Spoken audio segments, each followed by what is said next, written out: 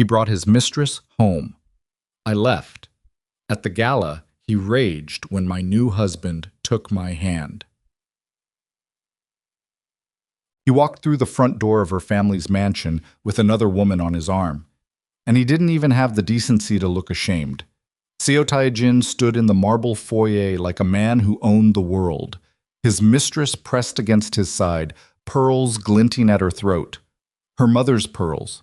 Nia Longford recognized them before she recognized anything else. Before the rage, before the grief, before the terrible, clarifying calm that follows the moment a woman finally stops lying to herself. She had forgiven him for years of silence, years of cruelty wrapped in expensive suits. But this was different. He had brought his sin inside her mother's house and decorated it with her mother's jewelry. If you've ever stood at a crossroads where everything you built is on one side and everything you are is on the other, stay with me. Because what Nia did next changed everything. Subscribe to this channel and follow this story to the very end. Hit that like button and drop a comment with the city and country you're watching from. I want to see how far this story travels. Now let's begin. The rain came down hard off Puget Sound that December night, the kind that didn't fall so much as a tack, sideways, cold, relentless, turning the waterfront estate's stone steps slick and black. Nia had been upstairs in the small reading room off the second-floor landing, the one her mother had called the thinking room, working through foundation grant applications with a glass of wine she hadn't touched. She heard the car first, the specific sound of Tae-jin's armored black SUV on the gravel drive. She heard the doors. She heard the voices. 2 voices. She set down her pen. She told herself it was probably Marcus, his head of security, or one of the men who appeared and disappeared around Tae-jin like shadows with salaries. She told herself this because she had been telling herself things for 4 years, and the habit was stubborn even when the evidence was not. She stepped out of the reading room to the landing at the top of the main staircase, and she looked down. Tae-jin came through the front doors, brushing rain off the shoulders of his coat, laughing at something under his breath. And beside him, tucked under the umbrella he was still folding, her heels clicking on Nia's mother's imported Italian marble, was a woman. Not one of his security people. Not a business associate. A woman. Blonde, mid-20s, wearing a dress that cost more than Nia's first car. And around her neck, hanging against her collarbone like it belonged there, like it had always belonged there, was a string of diamonds and pearls that Nia's mother had worn to every gala, every ceremony, every quiet Sunday afternoon for the last 20 years of her life. Nia's hands closed around the banister railing. She gripped it hard enough that the carved wood bit into her palms. Below her, Tae-jin finally looked up. Their eyes met. He did not flinch, did not hesitate, did not offer her even the small mercy of visible guilt. He looked at her the way he had been looking at her for the past year, with a kind of impatient assessment, as though she were a variable in a calculation he had already completed. Nia. He said it the way you say a word you're tired of pronouncing. Who is she? Nia said. Not a question, the grammar of exhaustion. The woman at his side, to her credit, or perhaps to her own particular damage, had the decency to drop her eyes. Her hand, Nia noticed, was still resting in the crook of Tae-jin's arm. Her name is Vanessa, Tae-jin said. She'll be staying here for a few weeks. The gala is in 4 days, and I need her accessible for the planning. The gala planning, Nia repeated. There are logistics. That necklace. Nia's voice did not shake. She would think about that later with something like grim pride. Take it off. Vanessa's hand moved to the clasp. Tae-jin reached up and stopped her. His fingers covered Vanessa's hand on the necklace, and he looked back up at Nia, and in his eyes was something she had spent 4 years trying to convince herself wasn't there. Pure, deliberate contempt. You can discuss the necklace with me privately, not here. That belonged to my mother, and your mother is gone, Tae-jin said. And the cruelty was so casual, so unguarded, that for a moment Nia simply could not process it. So the logistics of who wears what in this house are mine to manage. Come down. Don't make a scene. Don't make a scene. 4 years of marriage distilled into one instruction. Don't react to his disappearances. Don't ask about the phone calls he took in other rooms. Don't look too closely at the receipts. The trips to Seoul that lasted a week longer than he said, The way Vanessa's name appeared in the foundation calendar as a communications consultant 9 months ago, even though Nia had never met her and never approved the position. Don't make a scene. Nia looked at the woman holding her mother's necklace and the man who had decided, apparently, that he no longer needed to pretend. She came down the staircase, not because he told her to, because she wanted to be closer to the door. She stopped 4 steps from the bottom, close enough to see Vanessa clearly now.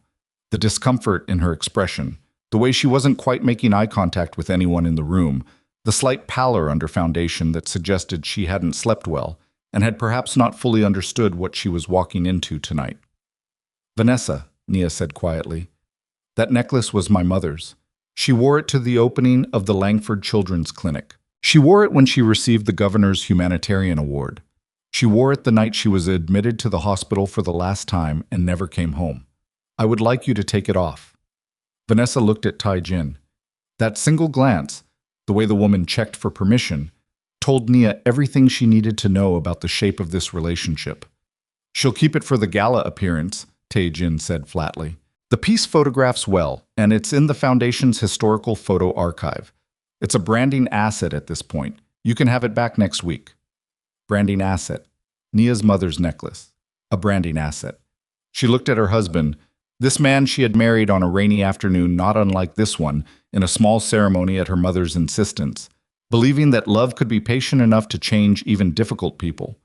And she waited for some small human fracture in his expression. Some evidence that he knew this was wrong. Some sign that the person she had married still existed beneath this. There was nothing. "This estate," Nia said carefully, "does not belong to you." Tae-jin's eyes sharpened. "Excuse me?" "The property, the estate, the buildings, the grounds, the dock.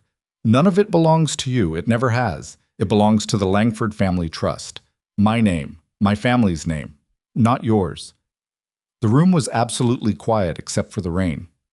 Tae-jin stared at her. "Don't do this tonight," he said. "I'm not doing anything tonight," Nia said. "I'm simply reminding you of something you apparently forgot." She turned and walked to the coat closet near the front entrance. She pulled out the heavy wool overcoat she kept there for emergencies.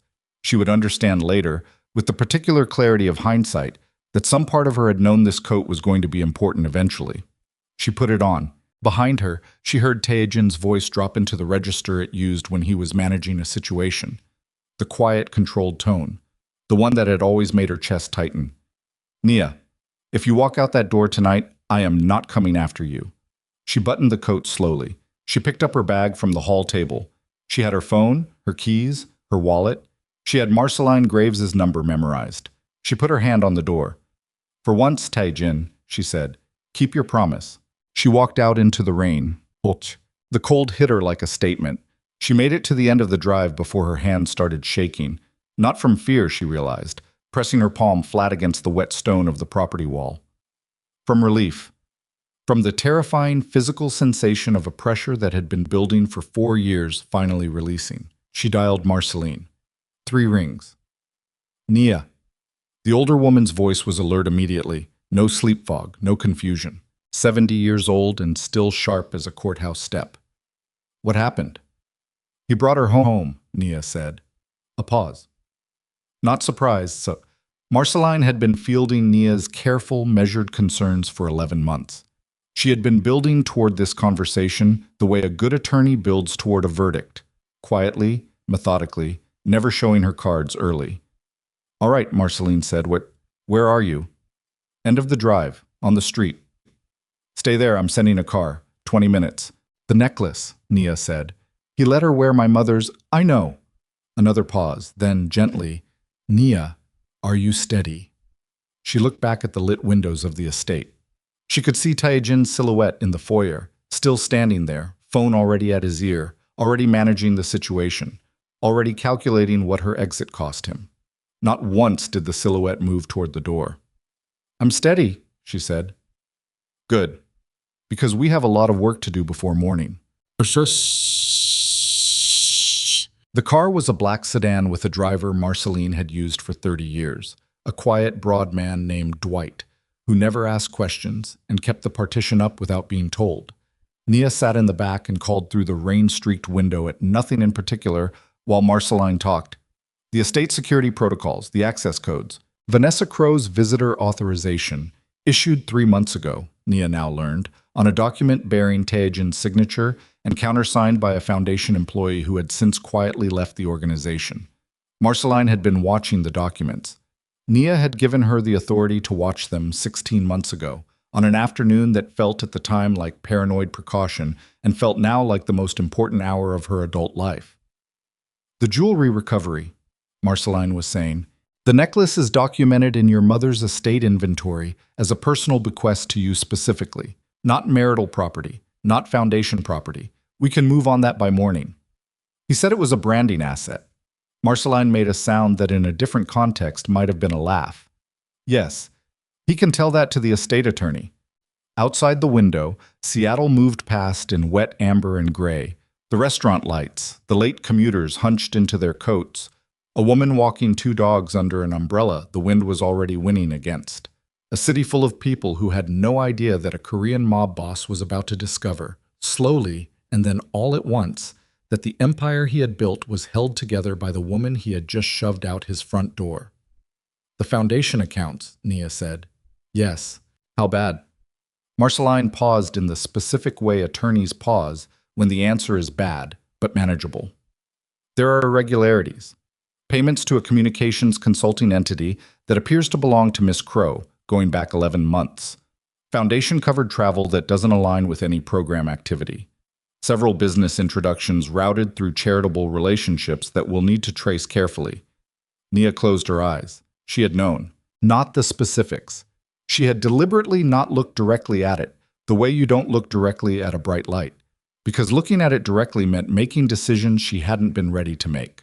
The clinics, the scholarships, the families in the pediatric housing program who had nowhere else to go while their children underwent treatment.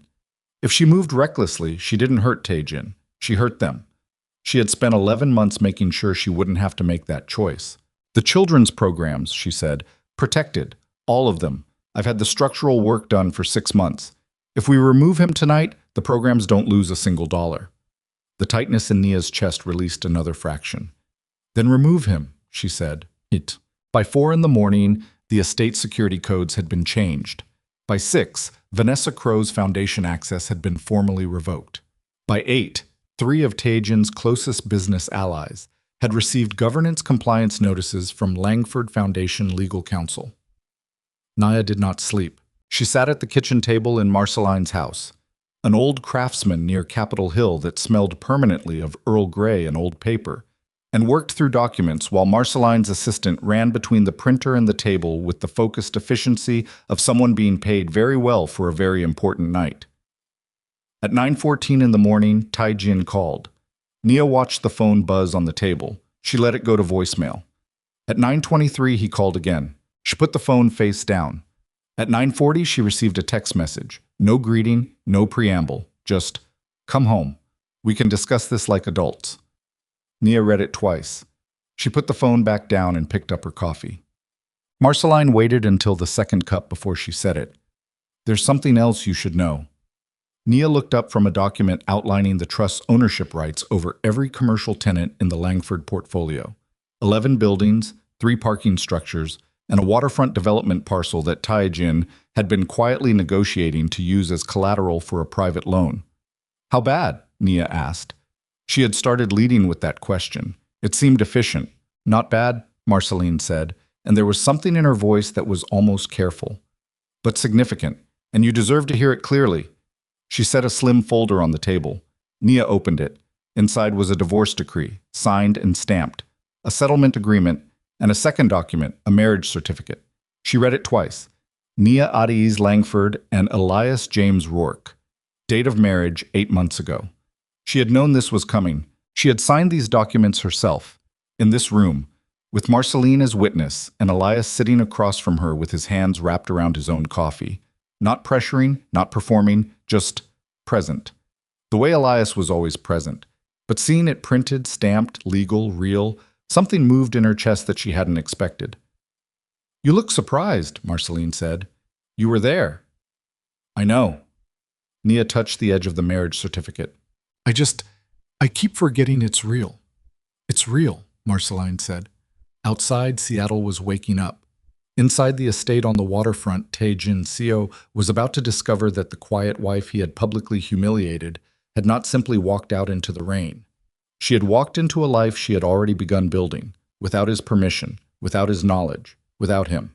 And in 4 days, at the Langford Children's Foundation Gala, in front of every donor, civic leader, and social ally whose respect had built his legitimate empire, he was going to learn exactly how thoroughly and how long ago she had left him behind. Elias Rourke arrived at Marceline's house at 10:17 in the morning, carrying a paper bag from the Vietnamese bakery 3 blocks over and wearing the same clothes he'd had on yesterday, which meant he hadn't gone home either. He set the bag on his kitchen table without ceremony. Banh mi, 2 coffees in paper cups, a small container of congee that was still steaming. He looked at Nia. She looked at him. He pulled out the chair across from her and sat down and did not ask how she was doing, because he had known her long enough to understand that question, in this particular moment, would land like an insult. "Marceline called me at 4, he said. "I know. I would have come sooner. I know that too." He wrapped both hands around his coffee cup.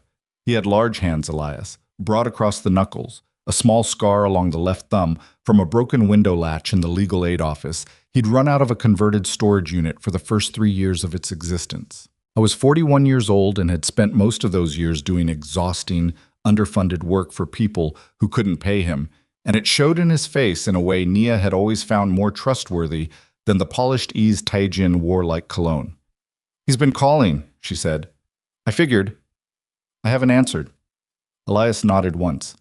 He didn't tell her what to do. He didn't tell her what he thought she should do. He picked up his coffee and drank it and waited, because that was the thing about Elias. He understood that some silences weren't his to fill. Marceline came back into the kitchen with a printed spreadsheet and dropped it on the table between them. "Foundation Board emergency session is being requested for tomorrow morning." Tae-jin's attorney reached out to the board chair at 8 a.m. Nia looked at the spreadsheet. "What's his angle?" "Continuity of leadership. He's going to argue that any disruption to his foundation role during the gala week creates donor instability."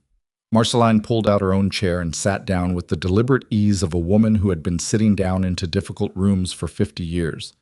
"He's not wrong about the optics. He knows this. What do we have to counter it?" "Everything." Marceline tapped the spreadsheet.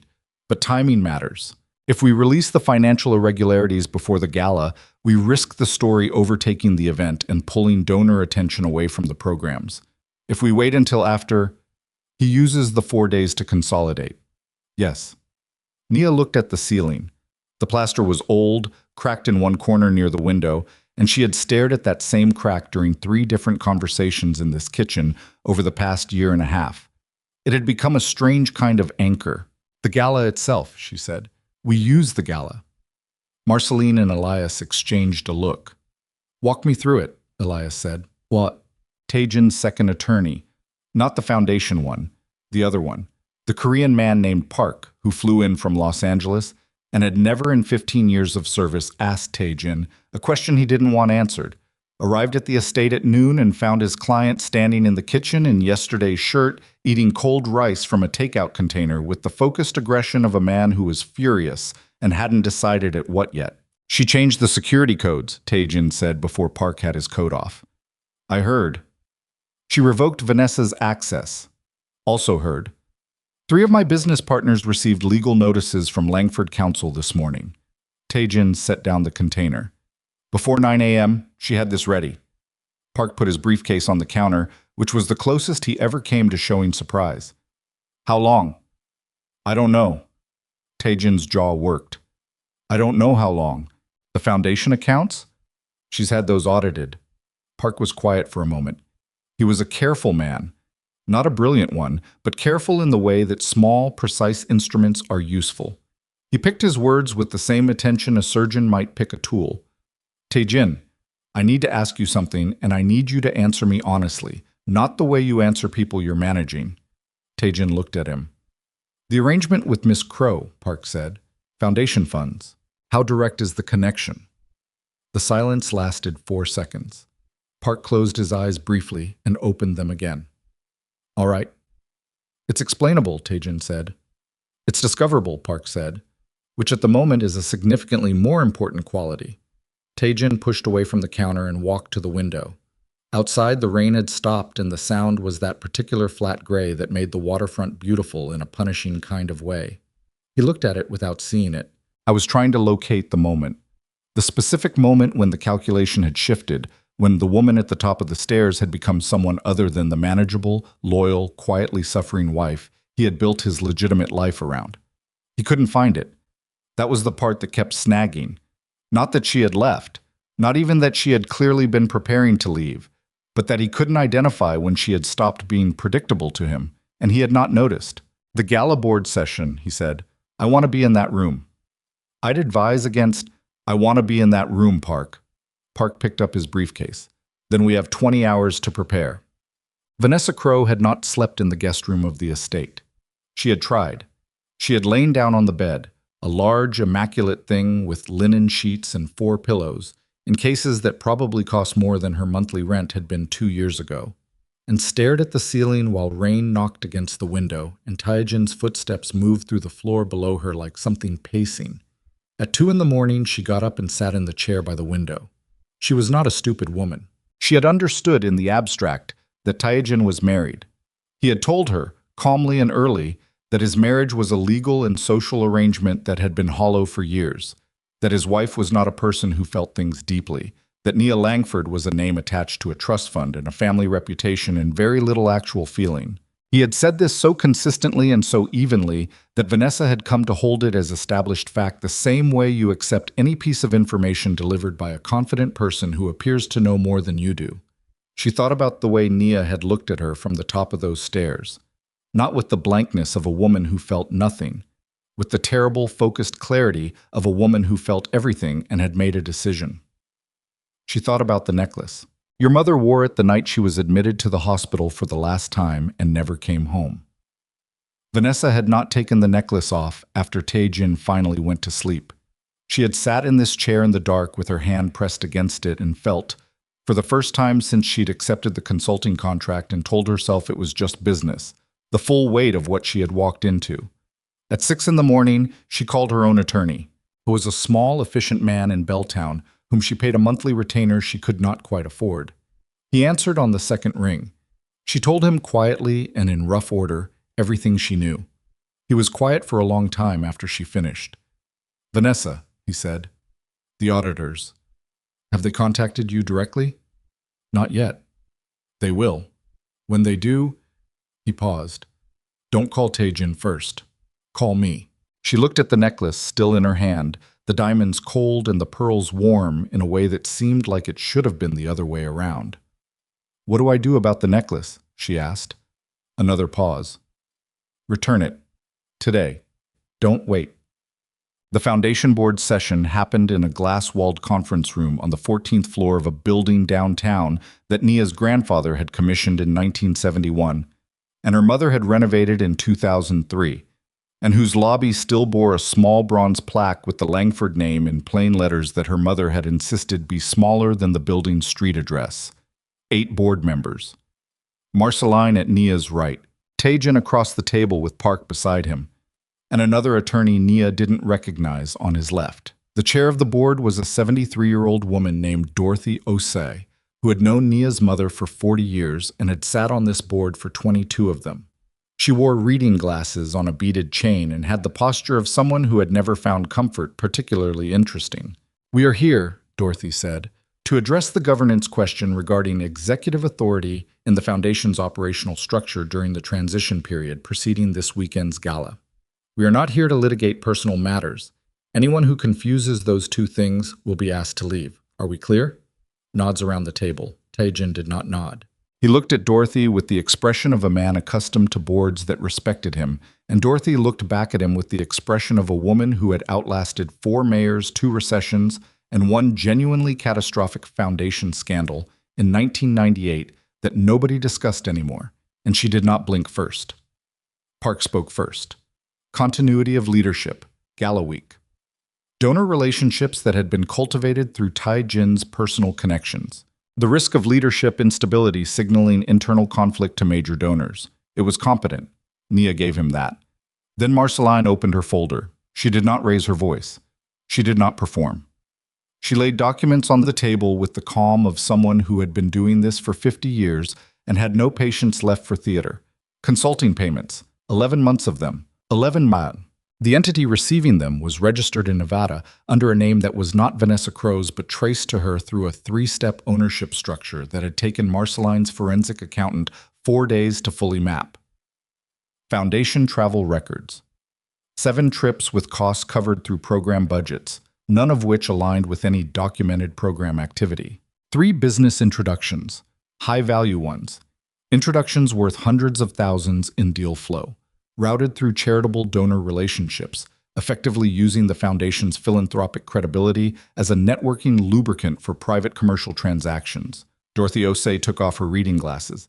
She looked at the documents for a long time. Then she looked at Tae-jin. He held her gaze. I was still, completely still. The way Nia had learned meant he was calculating hard. These, he said carefully, are items that were authorized through my executive discretion and are explainable in context. Then explain them, Dorothy said. The room went very quiet. Park leaned toward Tae-jin and said something in a voice too low to carry. Tae-jin's jaw tightened. In a formal review process, not, "You asked for this session," Dorothy said. "You are in the room. Explain them now or acknowledge that you cannot." 4 seconds. 5. Tae-jin looked at Nia directly for the first time since she had sat down. His eyes said things his mouth wasn't going to say.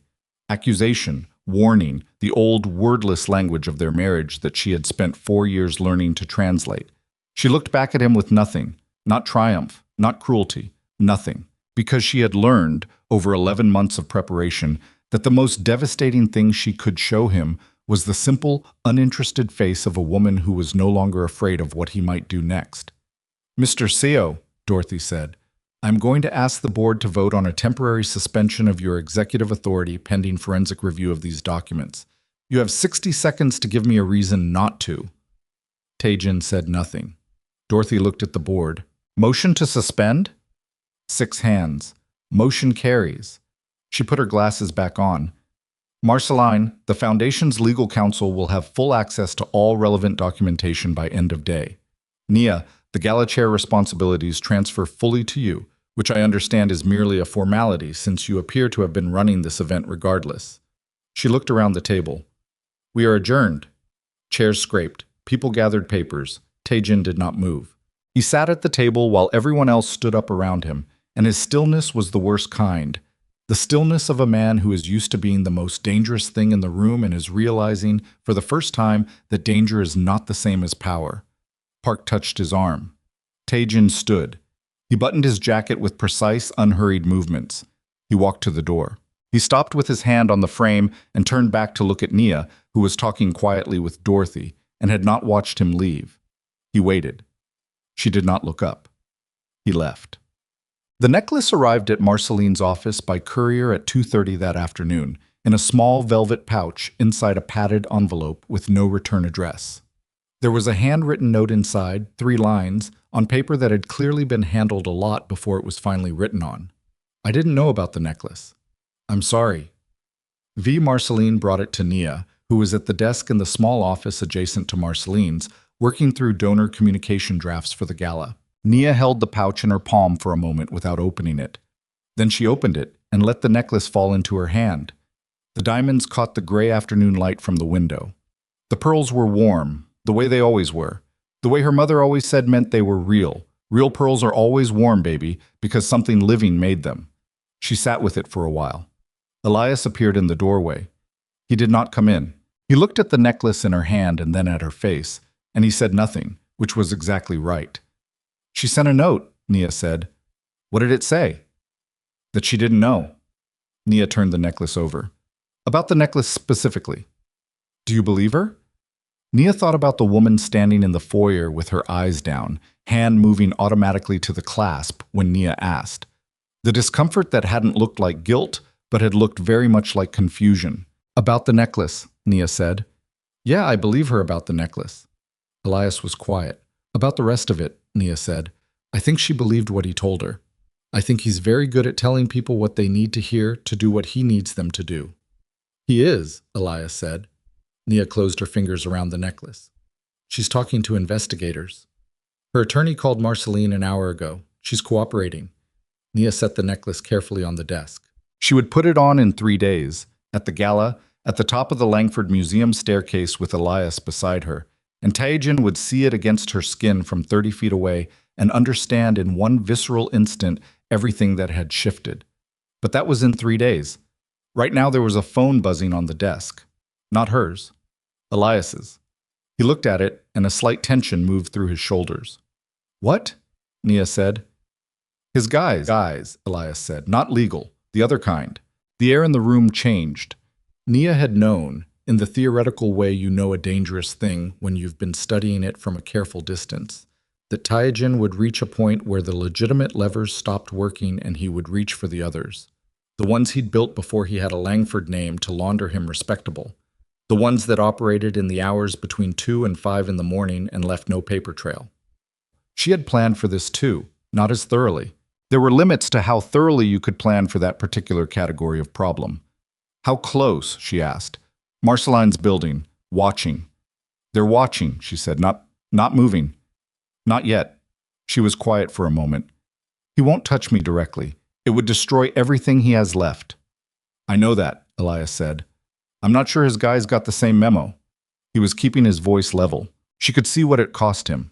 The slight tightness in the line of his shoulders, the way he was very deliberately not moving toward her, giving her the room to think, rather than pulling her under the shelter of his worry. She looked at him.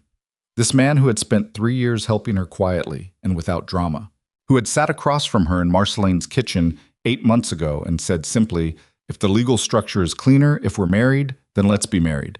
And if it becomes something else, then that's fine too. And if it doesn't, then we'll figure that out." And meant every word of it, with a plainness that had made her cry for 20 minutes in the bathroom afterward because she had forgotten that words could be said that simply and still be true. "Call Marcus," she said. "Marcus Webb, the security chief." Tae-jin had hired and whom Nia, at Marceline's quiet suggestion 14 months ago, had made sure was contractually employed by the Langford Trust and not by Tae-jin personally.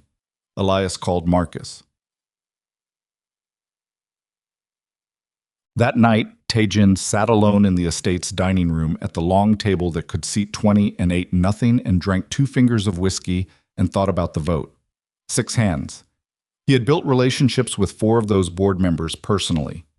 Dinners. Event tickets. Introductions to people they wanted to know. He had believed, he had been certain, the way you are certain of a tool you have used many times, that those relationships would hold under pressure. They hadn't. Because they were Nia's board, her mother's board, her grandmother's foundation, her family's name on every document, every building plaque, every donor letter.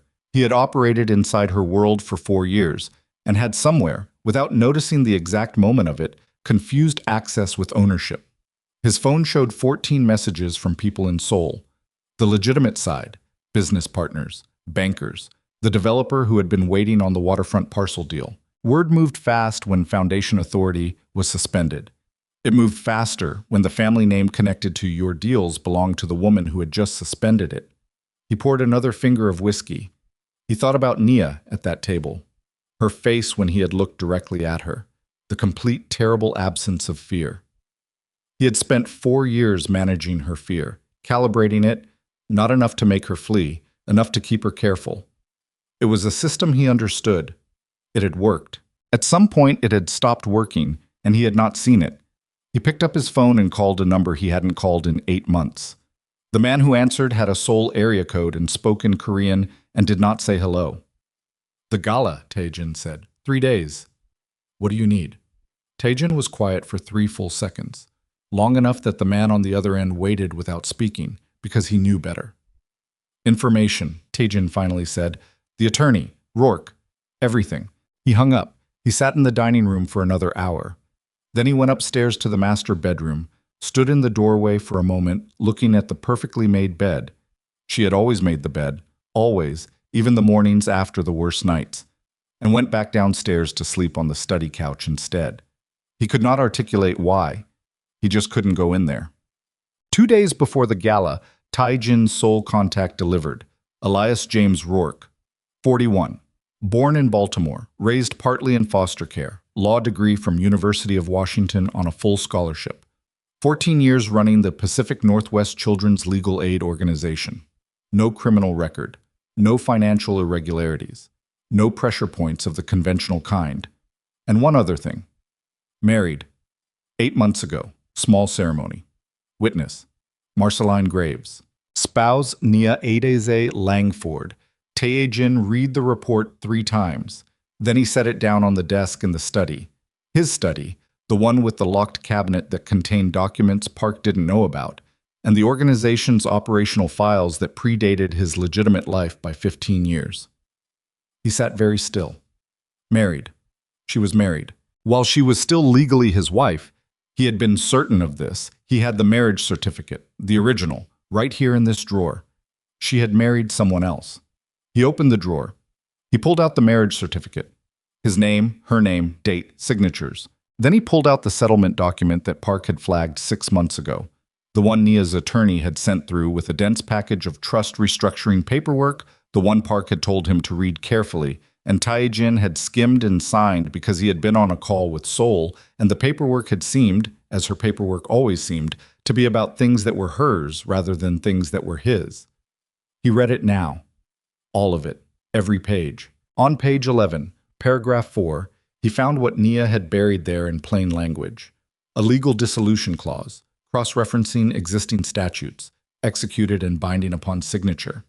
He had signed away his marriage.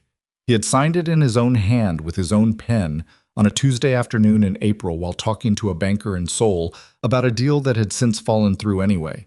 He sat with the document in his hands for a very long time. The estate was completely quiet around him. No Vanessa, no Park, no men at the perimeter. He'd pulled them back after Marcus Webb had called Park to deliver a calm, legally precise message about the terms of the Langford Trust's right to protect its property and the people on it. No one. Just Tae-jin and the paper in his hands and the sound of water moving somewhere in the walls of the house. He had signed away his marriage without reading what he was signing, because he had never, not once in 4 years, considered that a document she placed in front of him could threaten him. Because she had been his wife. Because in his understanding of the world, wives did not construct legal traps inside trust restructuring packages and wait 14 months for the right moment to spring them. He looked at the date on the dissolution clause. He looked at the date on the marriage certificate Marceline had filed on Nia's behalf. His marriage had ended before hers had begun. She had not committed fraud. She had been meticulous. He put the documents down on the desk. He looked at his hands. The gala was in 2 days. 2 days? And every donor, every civic leader, every journalist with a social column, every board member who had raised their hand in that conference room, they would all be in one building, in one room, watching. He could not stop the gala. He could not stop the audit. He could not get back inside the estate, could not reach Nia directly, could not use the people in Seoul without making everything catastrophically worse in ways that even his particular kind of power couldn't absorb. He had one move left: show up. Walk into that ballroom in the right suit with the right posture and make the room understand, through presence alone, through the old familiar force of who he was and what people believed him capable of, that Nia Langford had made a very large mistake. He picked up his phone. He called his tailor. "I need the black tuxedo ready by Saturday evening," he said, "and get it right." He hung up and looked out the study window at the dark water of the Sound, and in the reflection of the glass he could see himself, still, controlled, dangerous in the specific way of a man who has run out of reasonable options and is not yet prepared to admit it. 2 days. Everything he had built through her name, her family, her quiet loyalty, it was going to be decided in one room, in one night, in front of everyone who mattered. I was not going to let her have it without a fight she would remember for the rest of her life. The tailor delivered the tuxedo at 4 p.m. on Saturday. Tae-jin stood in front of the mirror in the guest suite of the Four Seasons. He had not gone back to sleep in the estate again after that night in the study, and let the man make the final adjustments without speaking. The tailor was used to this. He had dressed Tae-jin for 8 years and understood that silence during a fitting meant the client was somewhere else entirely, running calculations that had nothing to do with lapel width. The tuxedo was black, single button, silk facing on the lapels. It fit the way expensive things fit when they are made for a specific body. Not like clothing, but like a second skin, like armor that had learned the shape of the person wearing it. The tailor smoothed the shoulders and stepped back. "Perfect," he said. Tae-jin looked at himself in the mirror for a long time. He did not think it was perfect. He thought it was correct. There was a difference, and he was no longer in the business of confusing the two. He dismissed the tailor at 4:40 and sat on the edge of the hotel bed in the tuxedo trousers and his undershirt and opened his phone. 12 messages from Park. 4 from the sole contact. 2 from board members he had cultivated for years who were now, apparently, cultivating distance. 1 from a number he did not recognize. He almost didn't open it. He opened it. "The documents you signed in April. Page 11. Did you read them before tonight?" Because she did. 8 months ago, she filed them. Check the courthouse records. Public filing. Langford v. Seo. You've been divorced since May. No name, no context. Just the information, delivered with the flat efficiency of someone who wanted him to know and did not particularly care how it landed. He already knew. He had found it himself 2 nights ago in the study. But someone else knew he knew, or suspected he didn't, and had sent this anyway. He looked at the number. Seattle area code. Not saved in his contacts. He dialed. 3 rings. Voicemail. A generic automated message, no name. He put the phone down on the bedspread and stared at the ceiling. Someone in his orbit was feeding information in multiple directions. The anonymous text, sent 2 hours before the gala, was not a warning. It was theater. Someone wanted him rattled, wanted him walking into that ballroom with the specific kind of furious disorientation that makes powerful men make visible mistakes. He breathed in through his nose and out through his mouth. He did it 4 times, slowly, the way a man does who has learned that rage, when it shows, is a concession. He picked up the phone and called Park. "Who else has seen the dissolution documents?" he said without greeting. Park was quiet for 2 seconds. "My office, the forensic accountant we brought in." "Did your forensic accountant send an anonymous text to my personal cell phone 2 hours before the gala?" Another silence, longer. "No." "Then you have a leak." He ended the call. He sat with that for a moment. A leak meant someone in his own structure had decided the calculation had shifted, that the safer bet was now on Nia's side of the table, and they were buying goodwill with the currency of his exposure.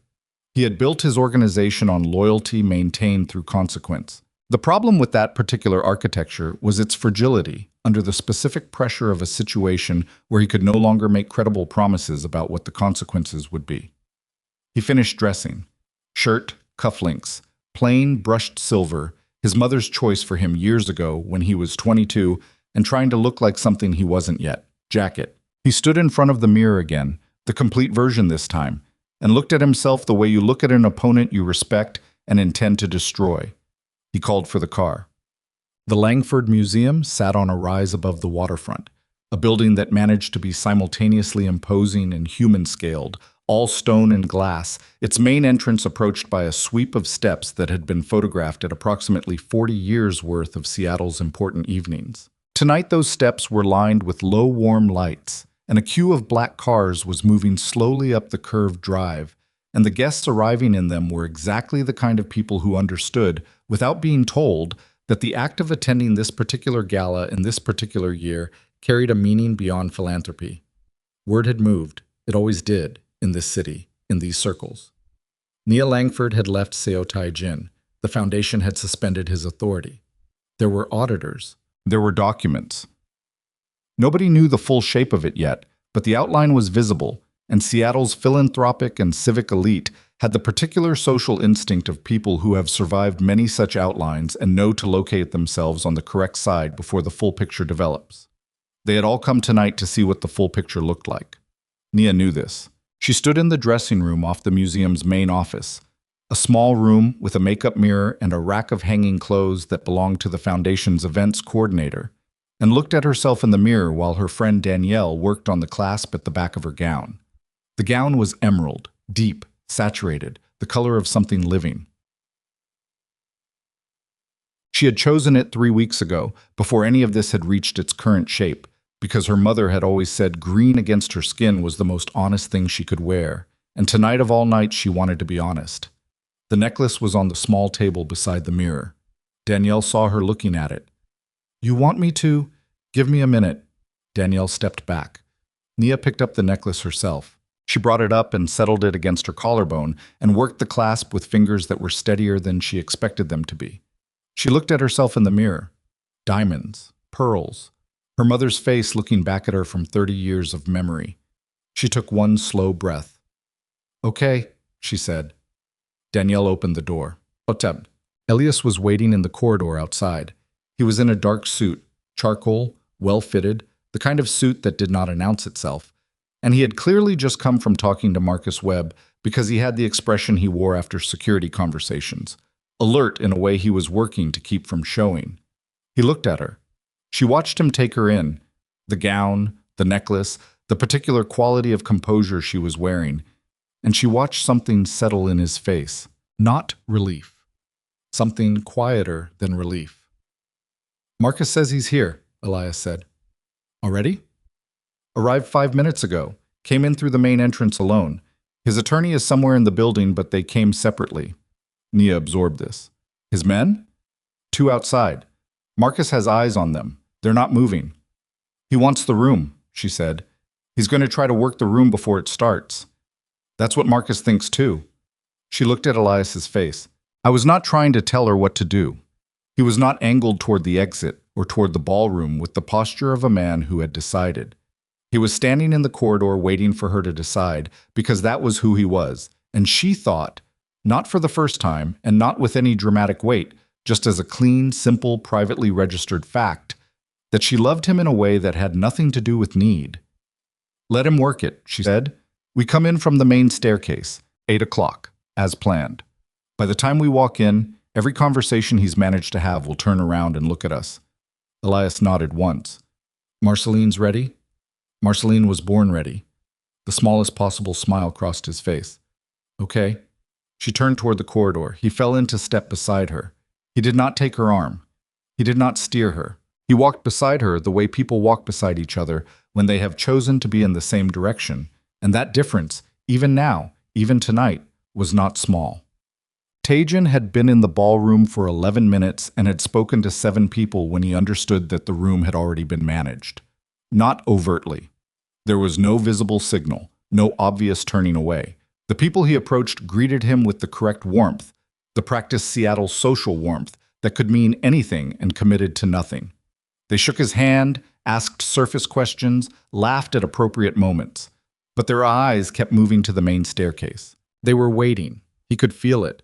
The particular highly attuned social weather of a crowd that knows something is about to happen and is positioning itself to have a clear view. He accepted a glass of water from a passing server and moved to a position near the room's center that gave him sight lines to 3 entrances and the main staircase. Park appeared at his elbow. "Dorothy Osei is here. She's not going to speak to you tonight." "I know. 3 of the major donors have been briefed. Marceline's work." "I know that too. Tae-jin don't tell me to leave." He said it quietly, without heat, without the cold threat register he normally used to close conversations. Just flat statement. "I'm not leaving." Park pressed his lips together. I was a careful man, and he had never in 15 years advised a client to do something that was clearly going to make things worse. And tonight he appeared to be losing that particular record. He said nothing and stayed beside Tae-jin because it was the only remaining thing he could helpfully do. At 8 o'clock exactly, the ballroom's ambient noise shifted. Not louder, not quieter. It shifted the way a room shifts when something has caught 90 people's attention at the same moment. Tae-jin turned toward the staircase. Nia was at the top. She was in green, and she wore the necklace. And she was standing at the head of those marble stairs with the composed, unhurried posture of a woman who had not arrived. She had materialized, as though the building itself had decided she belonged at its highest point tonight. Beside her, 1 step back and 1 step to the left, stood a man Tae-jin had never seen in person, but recognized immediately from the photograph in the Seoul report. Elias Rourke. He was not performing. He was not working the room from the staircase. He was simply standing there, looking at Nia, waiting. Then Nia turned her head and looked at him, and he moved forward and offered his hand, and she took it, and they began to come down the stairs together. The conversations around Tae-jin did not stop.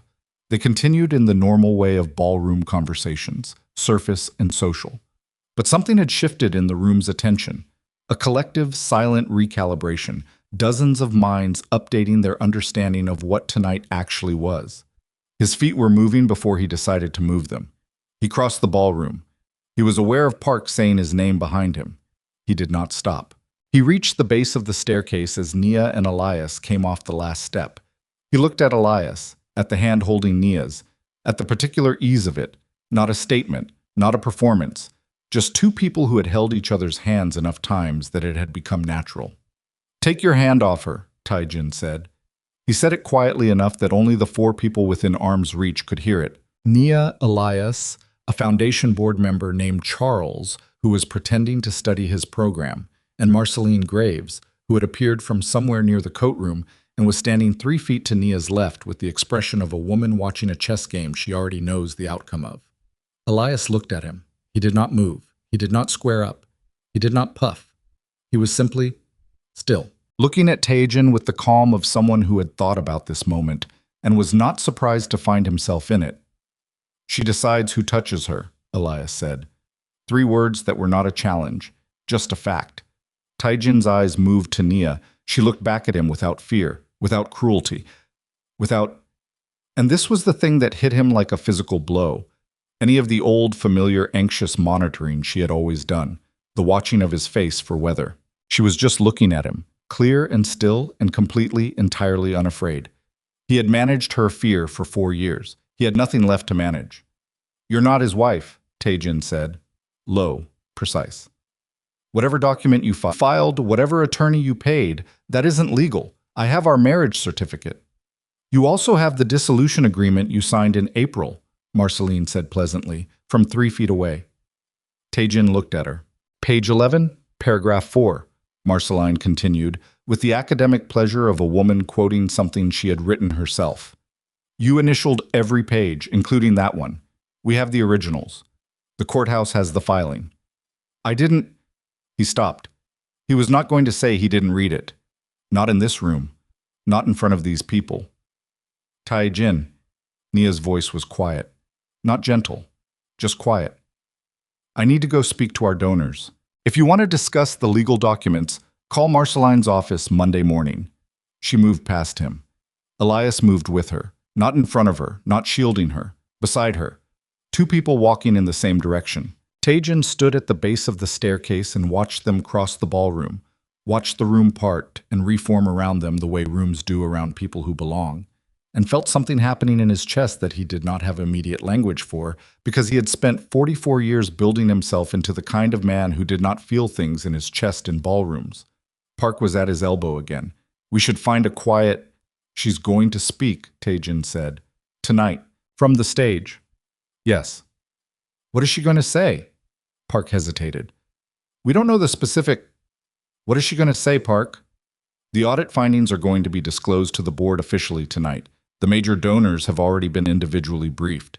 She's going to announce the program protections, and she's going to—" Park stopped. "Say it." "She's going to address the irregularities, without naming you directly in the public statement, but the documents will be available. The journalists covering the gala have received the Foundation's press materials." Tae-jin processed this. "She gave it to the press. The Foundation's communications team did. Tonight. An hour ago." He turned and looked at Park fully for the first time all evening. "You're telling me this now?" "I found out 12 minutes ago. I've been trying to reach you." 12 minutes. He had been crossing the ballroom, staging his entrance at the staircase, performing his confrontation.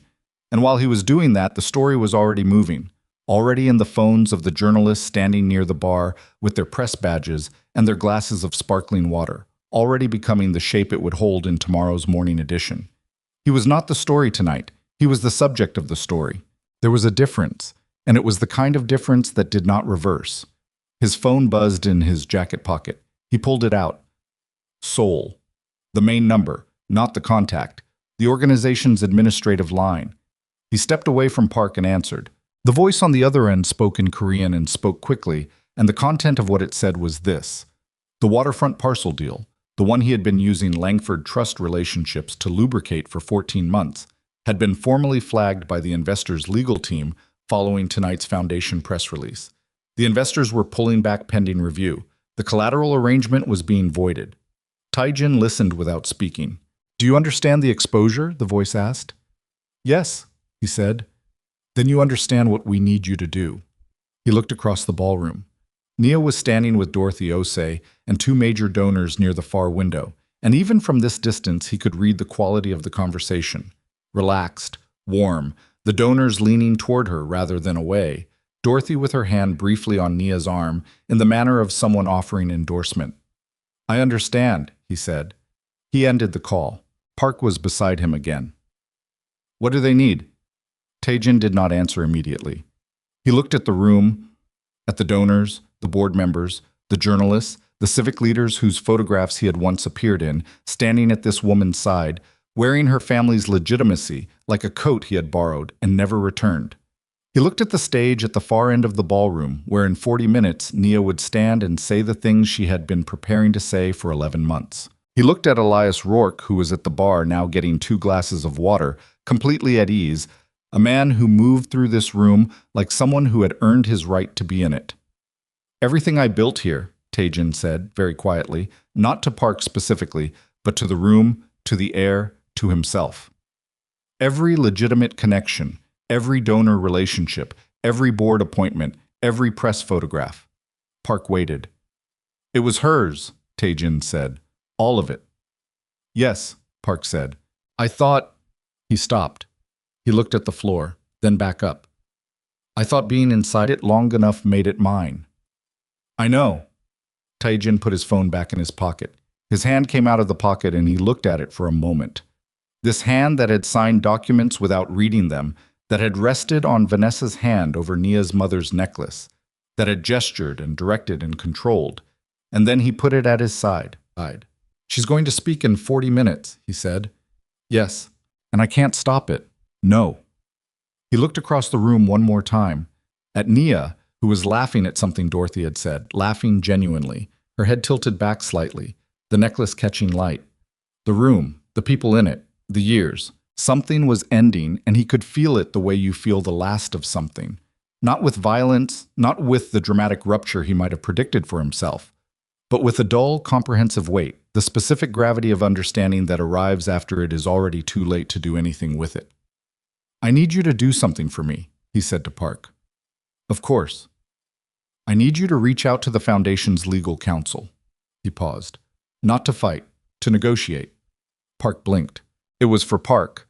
An extraordinary response. Negotiate what terms? Whatever terms she's willing to offer.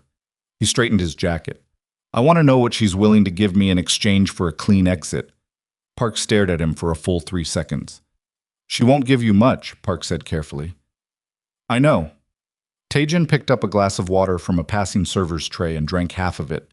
But she'll give me something, because she's not doing this for revenge. She never was. He set the glass down. That was the part I never understood about her, he said. She wasn't angry. She was just done. He straightened his cuffs. He looked at the room one last time, and then his phone buzzed again. Not Sol this time, not Park's assistant, not any of the numbers he was managing. And when he looked at the screen, the name on it was Vanessa's, and the message was not a message but a screenshot. A screenshot of a document, his document, from the locked cabinet in the study. Pre-legitimate operational records, 14 years old, bearing his name, and organizational affiliations that no public record had ever contained. Photographs of the originals, clear and high resolution, the kind of photographs you take when you have taken them deliberately and stored them somewhere safe and are now choosing the moment to use them. Below the screenshot, one line of text. The auditors asked me for everything. I gave them everything. I'm sorry. I had no choice. Tae-jin read it twice. He looked up from the phone. Across the ballroom, in the direction of the bar, Elias Rourke was handing Nia a glass of water and saying something that made her smile. Tae-jin looked back down at the phone. Vanessa had the documents from the locked cabinet, which meant Vanessa had been in the study, in the locked cabinet. At some point, not last night, not the night she'd arrived, but before, months before, during the 11 months when Nia had been quietly building her case and Tae-jin had believed himself utterly unreadable. He thought about Vanessa calling her attorney at 6 in the morning, cooperating with investigators. I had no choice. I thought about the shape of things, the actual shape of things, not the shape he had been insisting they held. and something cold moved through him that was not fear exactly, but was the nearest neighbor of fear.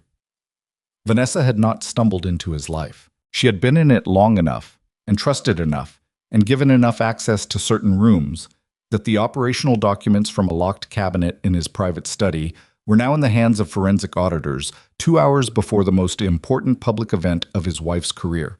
His ex-wife, the woman he had underestimated every day for 4 years. He looked at the stage. Empty still. 40 minutes before Nia walked onto it. He put the phone in his pocket. He looked at Park, who had not seen the message and whose face therefore still held the careful, neutral composure of a man managing a bad night. "Park," he said. "Yes." "The operational records from my private study." He kept his voice absolutely flat. "If they're in the auditor's hands, and I believe they are, what does that change?" Park went very still. The stillness lasted long enough that Tae-jin had his answer before Park opened his mouth. "Everything," Park said. Tae-jin nodded once. "Then we're past negotiating terms," Tae-jin said quietly. Park said nothing. "This isn't about the foundation anymore," Tae-jin said. "This isn't about donor relationships or board authority or the waterfront parcel." He looked at the room, at the beautiful appointed room, full of people who had known his name and would now know a different version of it by morning. "This is about what happens when those documents reach the wrong desk." "The wrong desk meaning federal," Tae-jin said. The words sat in the air between them. Park swallowed. He was a careful man who had spent 15 years staying on the correct side of careful lines. And the expression on his face now was the expression of a man watching a line approach from a direction he had not anticipated. "I need to make some calls," Park said. "Yes," Tae-jin said. "You do." Park moved away through the crowd.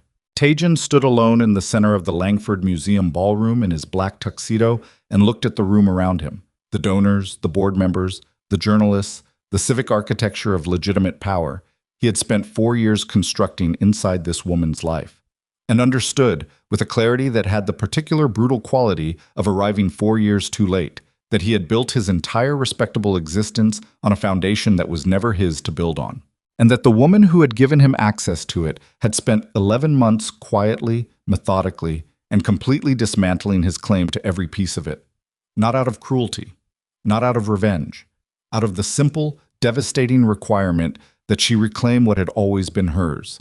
He looked at the stage. 38 minutes. He looked at his phone. The screenshot of the operational documents was still on the screen, small and clear and irrefutable. He put the phone away and did not move for a long moment. And in that moment, something in his face, in the careful, controlled, expensive exterior he had been maintaining since the hotel mirror this afternoon, finally, visibly, broke. Not dramatically, not with tears or rage, just a small, specific fracture in the set of his jaw. A single second where the 44-year construction of Seo Tae-jin slipped, and what was underneath was something smaller and older and much more frightened than anyone in this room had ever been permitted to see. Then he put it back. He straightened his jacket. He picked up a fresh glass of water. He turned to face the room. He had nowhere to go, and 38 minutes before the woman he had destroyed himself underestimating walked onto that stage and finished what she had started on a rainy night when she put on her coat and opened a door. He stood in the center of the room and waited, because it was the only thing left he knew how to do. 38 minutes became 35. Tae-jin stood near the east wall of the ballroom with a glass of water he had stopped pretending to drink, and watched the room the way he had always watched rooms, measuring, calculating, sorting people into categories of useful and not useful, of leverage and no leverage. It was automatic. It was the oldest habit he had, older than the suits, older than the legitimate veneer, older than Naya.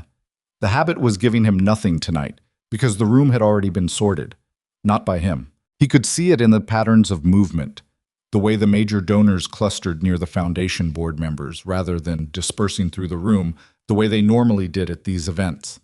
The way conversations kept referencing the stage, kept orienting toward it, kept carrying that particular quality of anticipation that meant people already knew the shape of what was coming and had decided where they stood in relation to it. Dorothy Osei had not looked at him once since he'd arrived. The journalists near the bar, 3 of them, he'd counted, 2 print, and 1 with a small recorder she kept touching the way people touch things. They're nervous about losing, had their phones out, and were reading something. The Foundation press materials, almost certainly. Reading and cross-referencing and building the architecture of a story that would have his name in it by morning. Park had not come back. That was the detail that sat coldest. Park, who in 15 years had never been more than 40 feet away during a difficult situation, had made his calls and had not returned, and Tae-jin understood what that meant, the way you understand things you have been refusing to look at directly. All at once, with a particular sick clarity of recognition, Park was protecting himself. It was the rational move. Tae-jin would have made the same one. He set the water glass on a passing server's tray and straightened his jacket and walked toward the ballroom's side corridor. Not leaving, not retreating, just moving, because standing still in the center of a room that was arranging itself against you was a particular kind of defeat. He wasn't ready to perform yet. The corridor was quieter. A few guests moving between the ballroom and the small gallery space where the Foundation's annual program photographs were displayed. He walked past the photographs without looking at them and pushed through a door marked Staff that opened into a service hallway. Concrete floor, fluorescent light, the back-of-house reality beneath the evening's expensive surface. He leaned against the wall. He pulled out his phone and called the sole number again. Not the administrative line, the personal one. It rang 7 times. No answer. He called again. 4 rings this time, then a click, and then silence. The specific silence of a line that had been answered and not spoken into. "I know you're there," Tae-jin said in Korean. A pause. "The documents are with the auditors." The voice on the other end was careful, unhurried. "This is a significant development. I'm aware. The exposure this creates for the organization, I'm aware of the exposure. Then you understand that the organization cannot be visibly connected to what happens next." The fluorescent light above him hummed. Down the corridor, a kitchen worker pushed a cart of glassware that rattled with each crack in the concrete. "What happens next?" Tae-jin repeated. "You resolve this, personally, quietly, before those documents are formally entered into any official proceeding. The gala is in 30 minutes. Then you have 30 minutes. The line went dead. Tae-jin looked at the phone in his hand. He had built his career, the original one, the one that predated Nia and Seattle and the Langford name, on the premise that every situation had a solution if you were willing to pay the price of it. He had paid prices. He had made choices that he had subsequently buried under $1,100 suits and foundation board memberships and charity galas in beautiful museums. The documents in that cabinet were those choices. 14 years old and still breathing. He put the phone away. He looked at the corridor wall in front of him. Concrete painted white. A fire extinguisher mounted in a red bracket. A handwritten sign taped beside a door that said, "Freezer, do not prop open." The ordinary infrastructure of a building going about its business on an extraordinary night. He thought about Vanessa. He thought about the locked cabinet. I thought about the 11 months he had spent believing he was the only one in his marriage who understood how power worked. Then he pushed off the wall and went back through the door into the gallery corridor and back into the ballroom, because whatever happened in the next 30 minutes, he was not going to let it happen without him in the room. Nia was in the small office adjacent to the museum director's suite when Marcus Webb knocked twice and came in without waiting. She knew from the way he moved, compact, no wasted motion, that something had changed. "His men," she said. One of them came inside. Marcus stood with his hands at his sides, not quite at rest. He was a large, quiet man with the specific economy of movement that comes from years of making fast decisions in confined spaces. Service entrance, 40 minutes ago. "He's been in the building." Elias, who was standing by the window, turned. "One man," Nia said. "One that we've confirmed. Could be 2. "Armed?" "Building security swept the public spaces at 6. He came in after." A pause. "We don't know." Nia was quiet for 3 seconds. She was sitting at the small desk with her hands flat on the surface, and she kept them flat and kept her breathing even, because this was the moment, she understood, where she could either keep the shape of what she had built or fracture it with panic. "Tae-jin's in the ballroom," she said. "Yes. I have eyes on him." If he wanted to make a direct move, he wouldn't be standing in the ballroom in a tuxedo. That's not what tonight is. She looked at Marcus. The man inside. Where is he now? "Near the north stairwell. Hasn't moved in 12 minutes. "He's watching," Elias said from the window. "Not moving, just watching."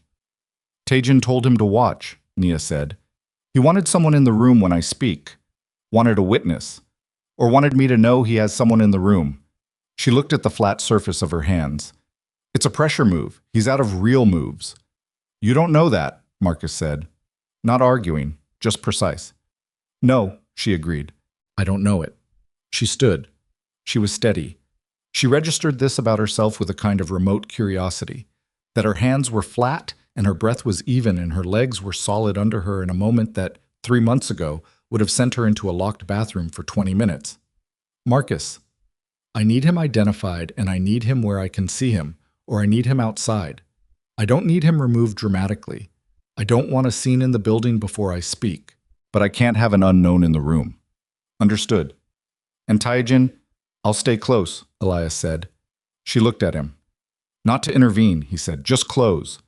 She held his eyes for a moment. 15 minutes, she said. Marcus left. Elias crossed the room and stopped in front of her, close enough that she could see the fine tension he was holding across his shoulders. Not fear, not quite, but the physical cost of caring deeply about a person in a dangerous situation and trusting them to handle it. You don't have to, he started. I know. Do this tonight specifically. The documents are already with the auditors. The board has already voted. You could, Elias. He stopped. I'm going to walk onto that stage, she said, and I'm going to say what I came here to say, and it's going to be over. He looked at her for a long moment. Then he reached up and very carefully, with the back of 2 fingers, touched her jaw. She leaned into it for exactly 1 second. Then she straightened. Let's go, she said.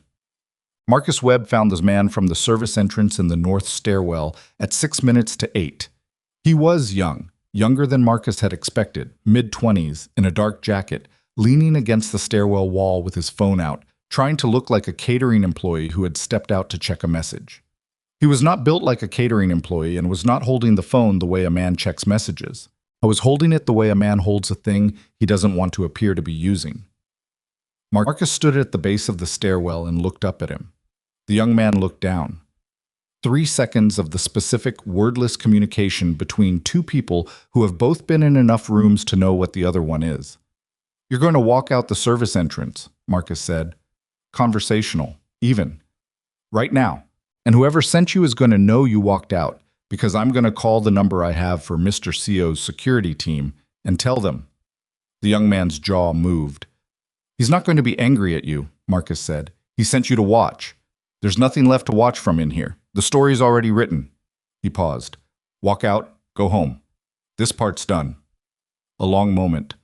The young man put his phone in his jacket and came down the stairs.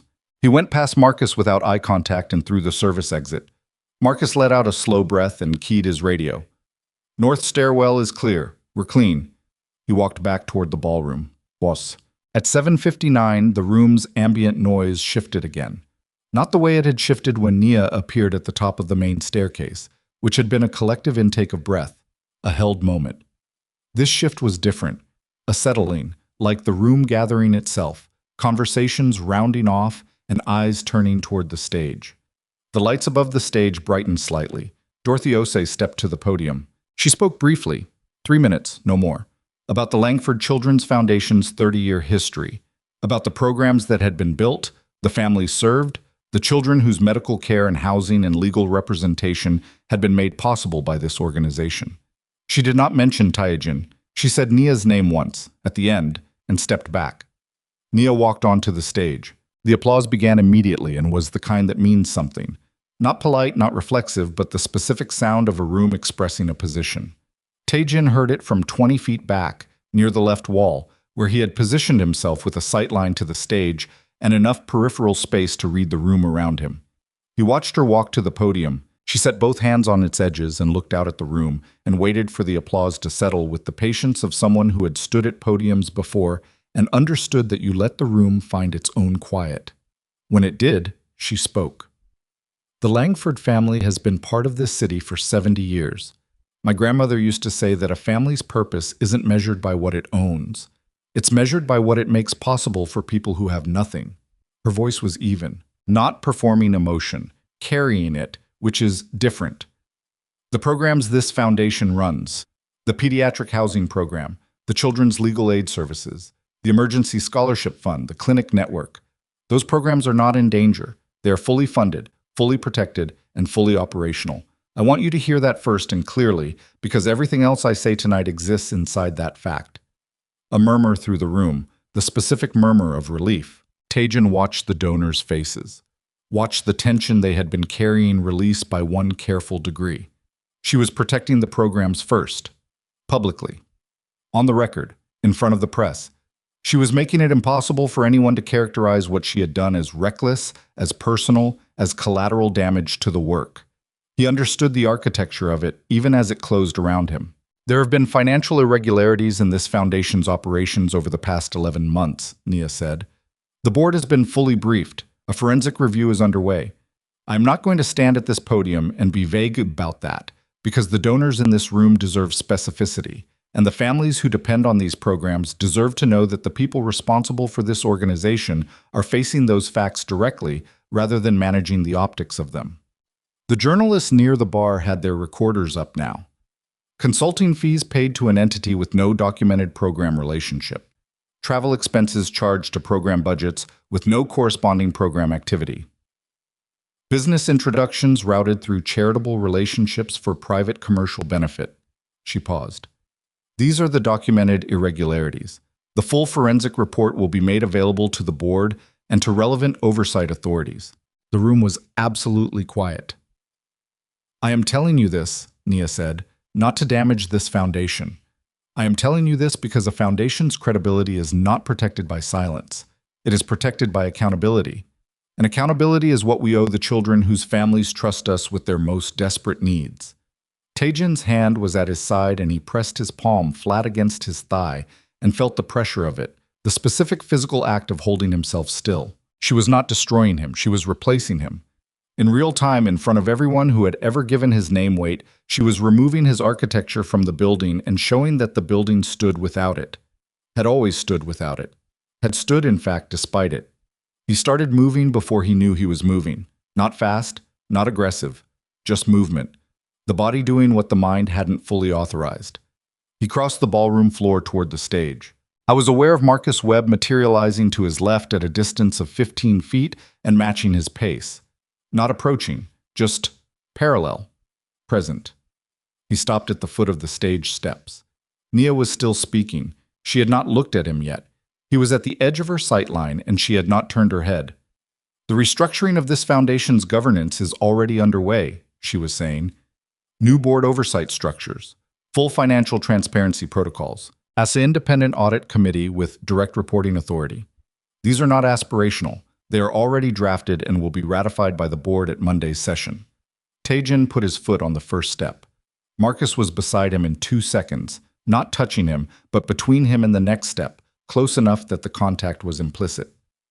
Don't, Marcus said. Very quiet. One word. Tae-jin looked at him. Marcus did not look angry. He did not look afraid of what Tae-jin might do.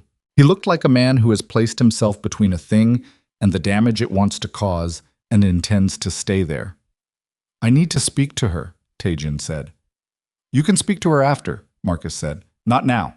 Not here. She's saying things about my... Sir. Marcus's voice dropped another register. Not here. From the stage, Nia's voice continued, even and clear.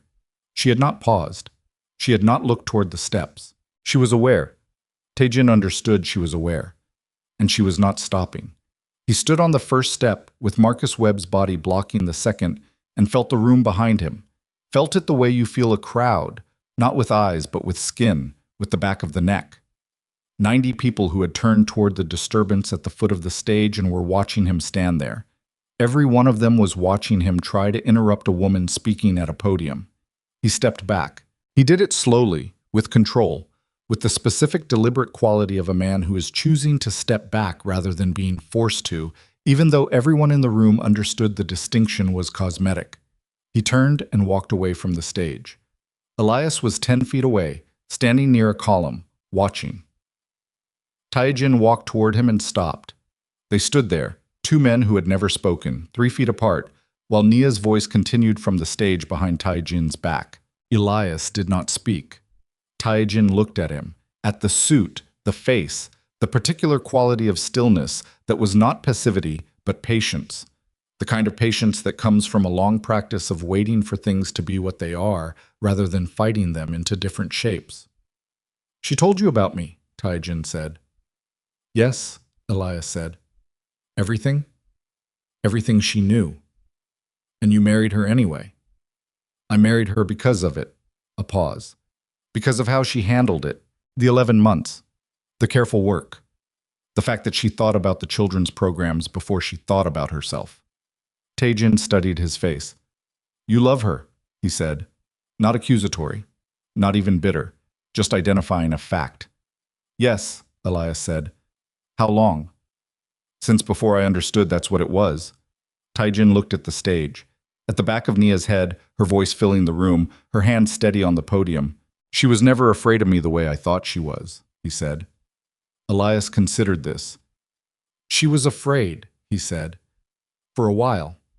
People are afraid of real things. Then why? Because afraid and defeated aren't the same thing." He paused. "You confused them." Tae-jin was quiet. "From the stage. This foundation will continue. These programs will continue. And they will be led by people accountable to the families they serve, rather than to the private interests of individuals who mistook access for ownership." A sound went through the room. Not quite applause. Not quite a murmur. Something in between. The collective exhale of 90 people hearing something named that they had understood but not articulated. Tae-jin's phone buzzed. He did not take it out. It buzzed again. He looked at Elias one more time.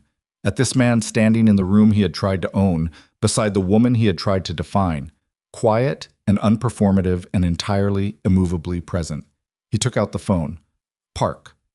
A text, not a call. "Federal inquiry. Document flagged tonight. They want to talk Monday. You need to be in my office at 7 a.m. Sunday.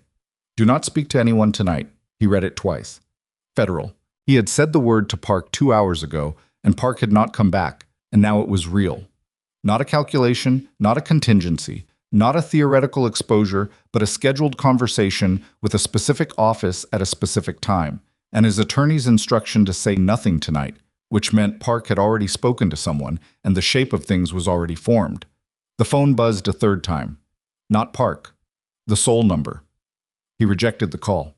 He rejected it and turned the phone face down against his thigh, and stood in the Langford Museum ballroom, and listened to his ex-wife's voice fill the room with the precise, even, devastating specificity of everything she had built without him. On stage, Nia lifted her eyes from the podium and looked at the room. She found him. Not searching. She knew where he was the way you know where a thing is when you've been tracking it carefully for a long time. Her eyes moved to him with the direct efficiency of someone arriving at a destination.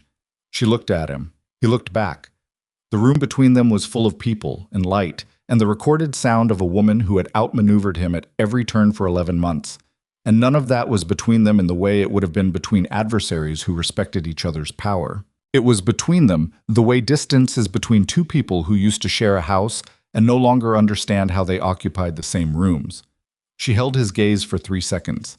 Then she looked back at the room and said, "Loyalty without dignity is captivity, and civility should never require an injured person to protect the comfort of the person injuring them." The applause started before she finished the sentence. It built fast, the way applause builds when it's not reflexive but felt, when the room has been holding something and the words gave them permission to release it. Dorothy Osei was on her feet, then the board members, then the donors. Then, one by one, in the specific cascading way of these things, the room rose. Tae-jin stood in the middle of it and did not move. Elias, beside the column, was watching Nia. His expression was not proud, not triumphant, something quieter. The face of a person watching someone they love do something difficult with great skill and feeling the weight of it. The applause continued. Tae-jin's hand was at his side. He pressed his palm flat against his thigh again and held it there. On stage, Nia stepped back from the podium. Dorothy Osei moved toward the stage steps. And in the back of the ballroom, near the bar, one of the journalists had her recorder up and was already speaking into it in the low, rapid murmur of someone filing a story while it's still warm. Tae-jin turned away from the stage. He walked toward the ballroom exit, the main one, the grand one, the the one that opened onto the marble foyer, and then the museum's front doors, and then the steps, and then the cold, dark air off the sound. He walked steadily, not fast, with the gait of a man who has decided on a direction and intends to maintain the dignity of the decision. He was almost at the foyer doors when he heard it. His name, not Nia, not Marcus, not Elias. Vanessa. He turned.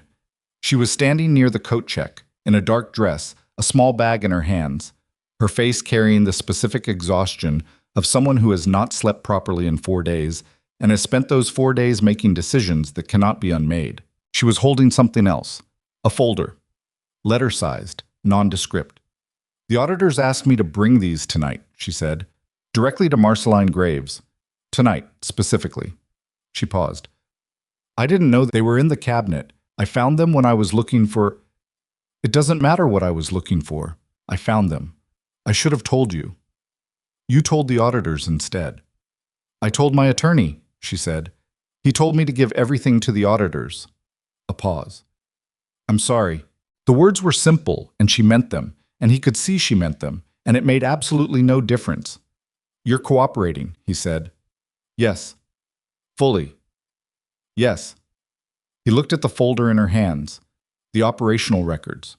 14 years of choices he had made before he understood what a foundation gala was, or that he would one day stand in one. I told you, he said quietly, that my marriage was over. I know. That Nia didn't feel things. I know. You believed me. She looked at him with the eyes of someone who had spent 4 days revising everything she had believed. I did, she said, for a long time. And then? And then I met her. A pause. At the top of the stairs, with my hand on her mother's necklace. She looked at the folder. And I understood that you'd given me a version of your life, not the real one. He said nothing. The woman in that ballroom, Vanessa said, was not a woman who didn't feel things. The applause was still audible through the ballroom doors, still rising, still real. He looked at Vanessa for a long moment. Then he looked at the folder. Take it to Marceline, he said. She blinked. What? You're going to take it to Marceline regardless. I'm not asking you to do anything different. He straightened his jacket. I'm just not going to make this harder than it already is. She looked at him with an expression he couldn't fully read and didn't have the energy to try. He turned back toward the main doors. Tae-jin, her voice behind him. He stopped but didn't turn. What she said up there, about loyalty without dignity. A pause. She wasn't just talking about herself.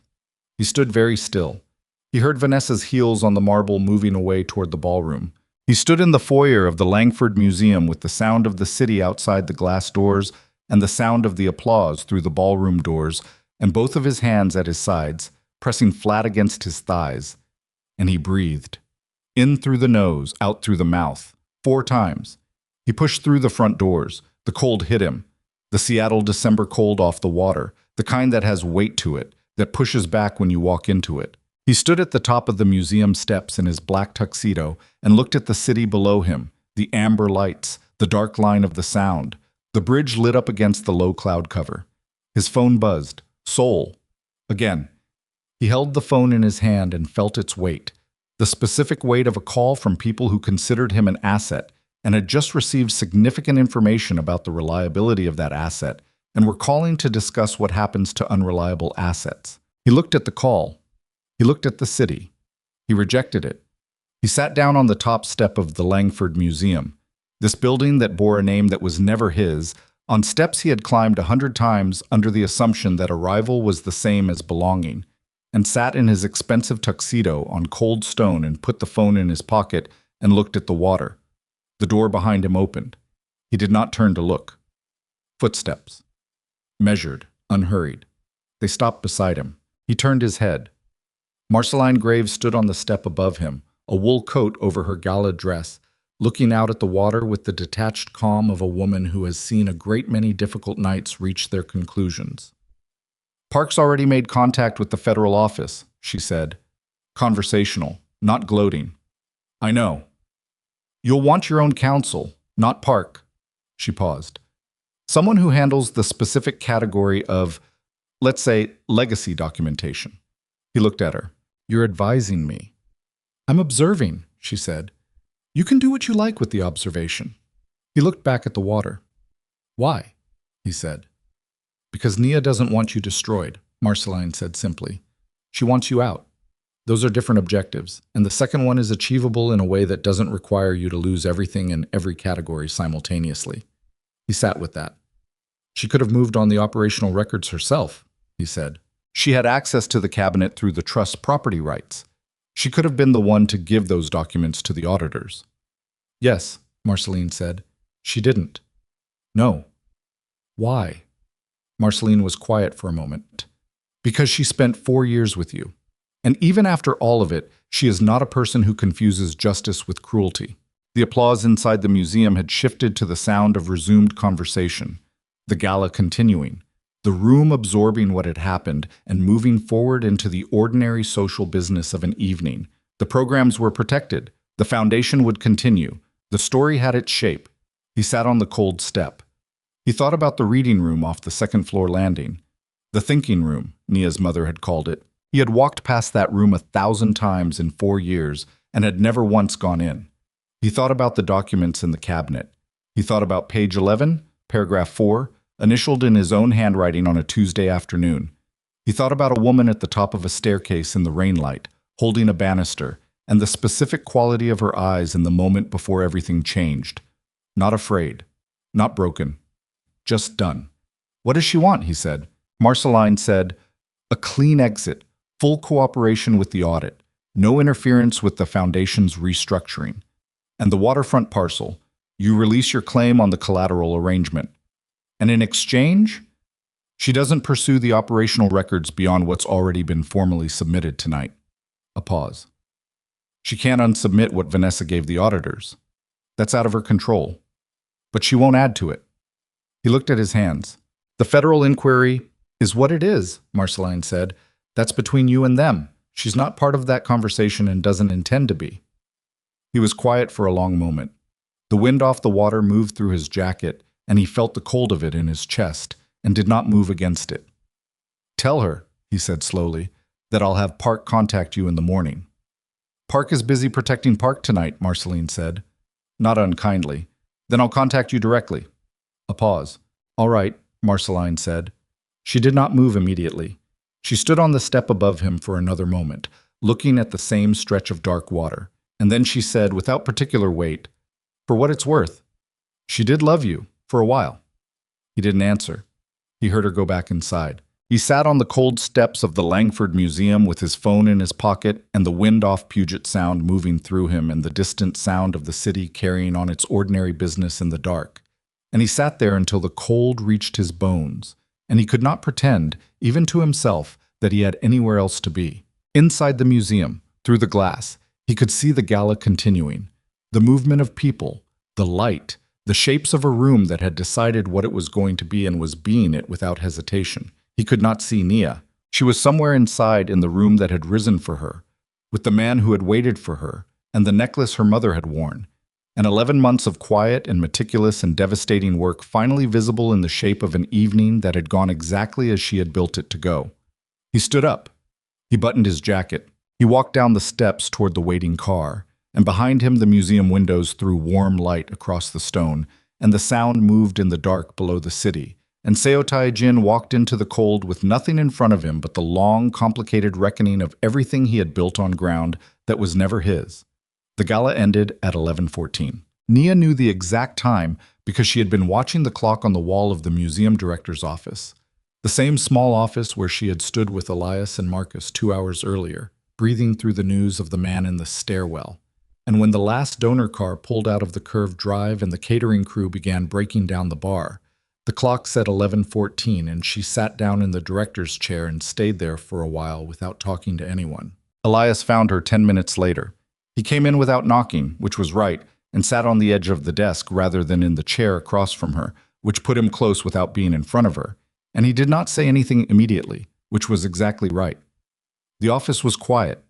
Through the closed door, she could hear the muffled industry of the breakdown crew, carts rolling, tables folding, the clink of glassware being packed into crates, the sound of an event becoming a memory. He left, Elias said. About 40 minutes ago. Marcus confirmed the car. I know, she said. Marceline told me. She spoke to him. On the steps. Nia looked at the clock. He's going to contact her tomorrow. He said he'd cooperate. Elias was quiet for a moment. Do you believe him? She thought about it honestly, which was the only way she knew how to think about things involving Tae-jin anymore. I believe he understands that cooperating is now the least bad option available to him, which is close enough to believing him, for practical purposes. That's a fair distinction. She looked up at him.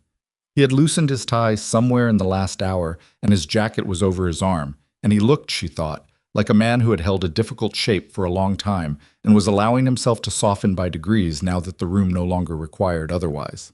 The board is satisfied, she asked. Dorothy sent a message. She said, and I quote, "Tell Nia her mother would have appreciated the precision," which from Dorothy I understand to be something close to a standing ovation. Nia almost laughed. It surprised her, the almost laugh, arriving in the specific quiet after the storm with the randomness of birds landing. She pressed her hand flat against the desk surface. I want to go home, she said. Okay. Not the estate. She caught herself. I mean, Marceline's guest room, which has been home for 5 days and smells like Earl Grey and old legal briefs and is the most comfortable I've felt in 4 years. Elias stood. He held out his hand. She took it. They walked out of the museum through the service corridor, past the breakdown crew who nodded at them without curiosity, through the back exit and into the cold parking area where Marcus Webb was waiting by a car with the patient, neutrally alert expression of a man who has been waiting by cars in cold parking lots for 20 years and has made peace with this fact. Clean exit, Marcus said. Thank you, Nia said, for everything tonight. He nodded once, not performatively, just acknowledging the weight of what had been said. They got in the car. Wasam. The next morning, Sunday, Nia sat at Marceline's kitchen table at 6:50 in the morning with coffee she'd made herself because Marceline was still asleep, which was a condition Nia had never witnessed before in 2 years of knowing the woman and which seemed right. That after 50 years of getting up early to fight other people's battles, Marceline had earned the specific rest that follows a battle won. Elias was at the counter making eggs. I was not a spectacular cook. He cracked the eggs with unnecessary force and slightly too much butter, and the result was, by any objective measure, correct if not refined. And she watched him do it with the particular domestic attention you give to small things when you have spent the previous night inside very large ones. He called Park this morning, Elias said without turning around. Park is apparently recommending he retain separate counsel, specialized. Federal exposure requires it. Yeah, he slid the eggs onto a plate. Park is probably going to have his own exposure questions to navigate. He had to have known some of it. Park is careful. She wrapped both hands around the coffee mug. He stayed inside lines I couldn't prove he crossed. That's deliberate. A pause. He'll be fine, which is a mildly irritating fact I've decided to accept. Elias put the plate in front of her and sat down with his own, and they ate in the morning quiet, the old house creaking slightly in the winter cold. And it was ordinary and good in a way that Nia had forgotten ordinary and good could be. Her phone was on the table.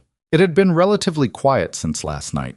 The immediate press cycle had begun, as expected, and the Foundation's communications team was managing it with the materials they had prepared, and there was nothing for Nia to do about any of it that required her to look at her phone before 7 in the morning. She looked at it anyway. A message from a number she recognized. Vanessa.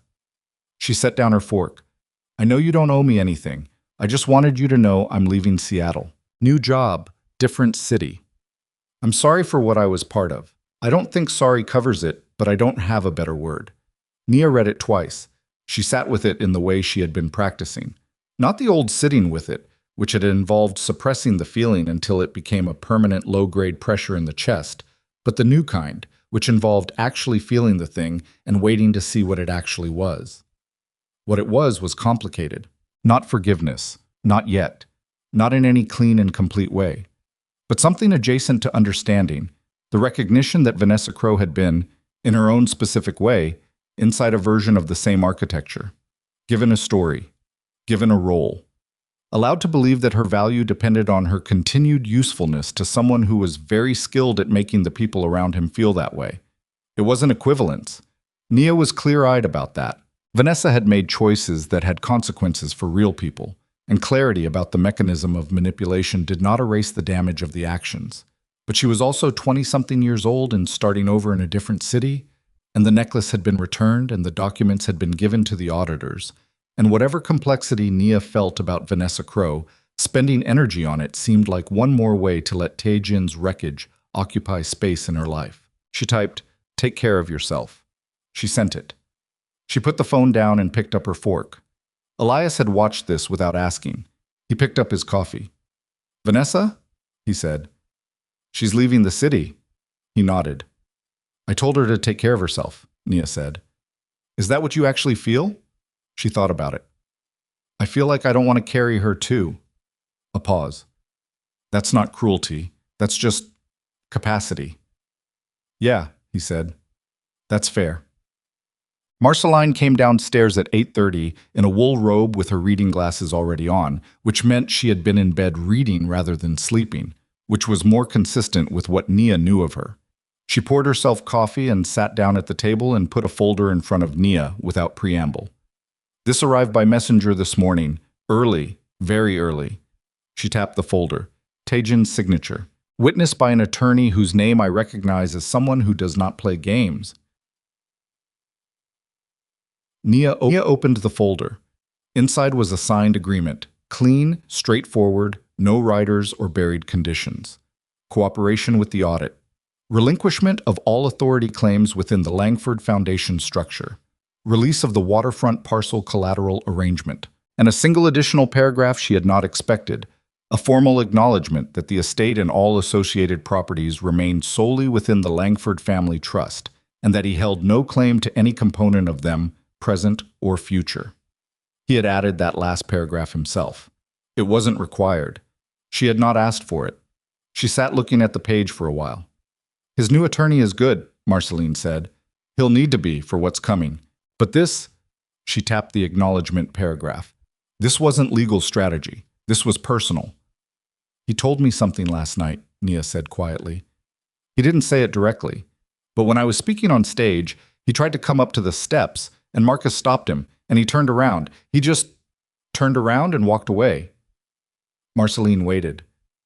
"He's never walked away from anything in his life," Nia said. "Not because someone made him. He walked away because he chose to." She closed the folder. "It doesn't undo anything," she said. "No," Marceline said, "but it's something." "Yes," Marceline said, "it is." Elias refilled Nia's coffee without being asked and sat back down, and the three of them sat in the old kitchen in the gray December morning, and the house was warm and the coffee was good, and outside the window Seattle was going about its Sunday business in the particular unhurried way of a city that does not know and does not need to know what happened in a museum ballroom the night before. 3 weeks later, the estate renovation began. Not a renovation exactly. That was not the right word for it. A conversion. The architects Nia had been working with for 6 months, quietly, during the 11 months, alongside everything else, came with their plans and their crews, and the work began on the last day of December, which felt right in a way she hadn't entirely planned but recognized as correct when the morning came. She stood in the foyer on that last morning, the estate's foyer, the marble floor, the grand staircase. And she stood there alone for a while before the crews arrived, in the low winter light coming through the tall windows, and she looked at the space the way you look at a thing you are about to change irrevocably. The estate had been her mother's house before it was anything Tae-jin had touched. Her mother had kept a reading room off the second-floor landing. Her grandmother had planted the garden that ran along the south wall. The kitchen had a crack in the wall tiles near the window that had been there since Nia was 6 years old, and that her mother had always said they'd fix and never had, because some things you love imperfect. Tae-jin's private study was going to become a legal aid office. 3 staff attorneys, walk-in hours. The enormous formal dining room was going to become a communal kitchen where the families staying in the residential program could cook together. The guest room, the one Vanessa had occupied for that single sleepless night, was going to be a bedroom for the youngest children, painted yellow, with a window bench her mother would have loved. The room Tae-jin had used as his command center, with the locked cabinet and the documents and the leather chair he had sat in while calling Seoul at 2 in the morning, was going to be a library. She had chosen the books herself. She was still standing in the foyer when Elias arrived. letting himself in with a key that had been officially his for 3 months, but that he still used with the slightly careful quality of someone who has not yet fully absorbed the fact of belonging somewhere. He stopped when he saw her. "Sorry," he said. "I thought you'd be—" "I'm just standing here," she said. He looked around the foyer, at the staircase, at the floor, at the windows. "It's a beautiful house," he said. "It is. Your mother built something good here." "She did." Nia turned to look up the staircase, the same staircase she had stood at the top of on the rainy night in December, looking down at the man who had brought his sin into her mother's house. The same steps she had descended with the full intention of leaving and had left, and had not come back until now. "I used to think I stayed in the marriage because I was trying to protect what she built, the foundation, the programs, the connections." Elias waited. "But I think I was also just scared of what it meant to be without it, to be the person who had all of this and still couldn't make a marriage work." She looked at the landing. "She would have told me to leave the first year. My mother would have seen him in about 40 minutes and told me to leave." "Why didn't you?" She was quiet for a moment. "Because I thought I could change things by being patient enough, by being useful enough, by not making scenes." She exhaled slowly. "I was wrong about all of it." Elias crossed the foyer and stood beside her, looking up at the staircase. "The children's program families start arriving in February," he said. "February 14th, she said. "I chose the date deliberately." He looked at her. "It annoyed me slightly," she said. "Valentine's Day is a day for something that matters." She almost smiled. "Now it won't." He put his arm around her shoulders. She leaned into it for a moment. Not dramatically, not hungrily, just the simple, unperformative lean of a person resting against someone who has been consistently worth resting against. "Come on," he said.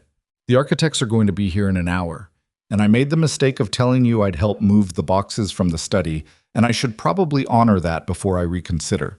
She looked at him. "You don't have to—" "I know I don't have to," he said. "I want to." They went upstairs. 6 weeks after the gala, the Foundation's forensic audit concluded.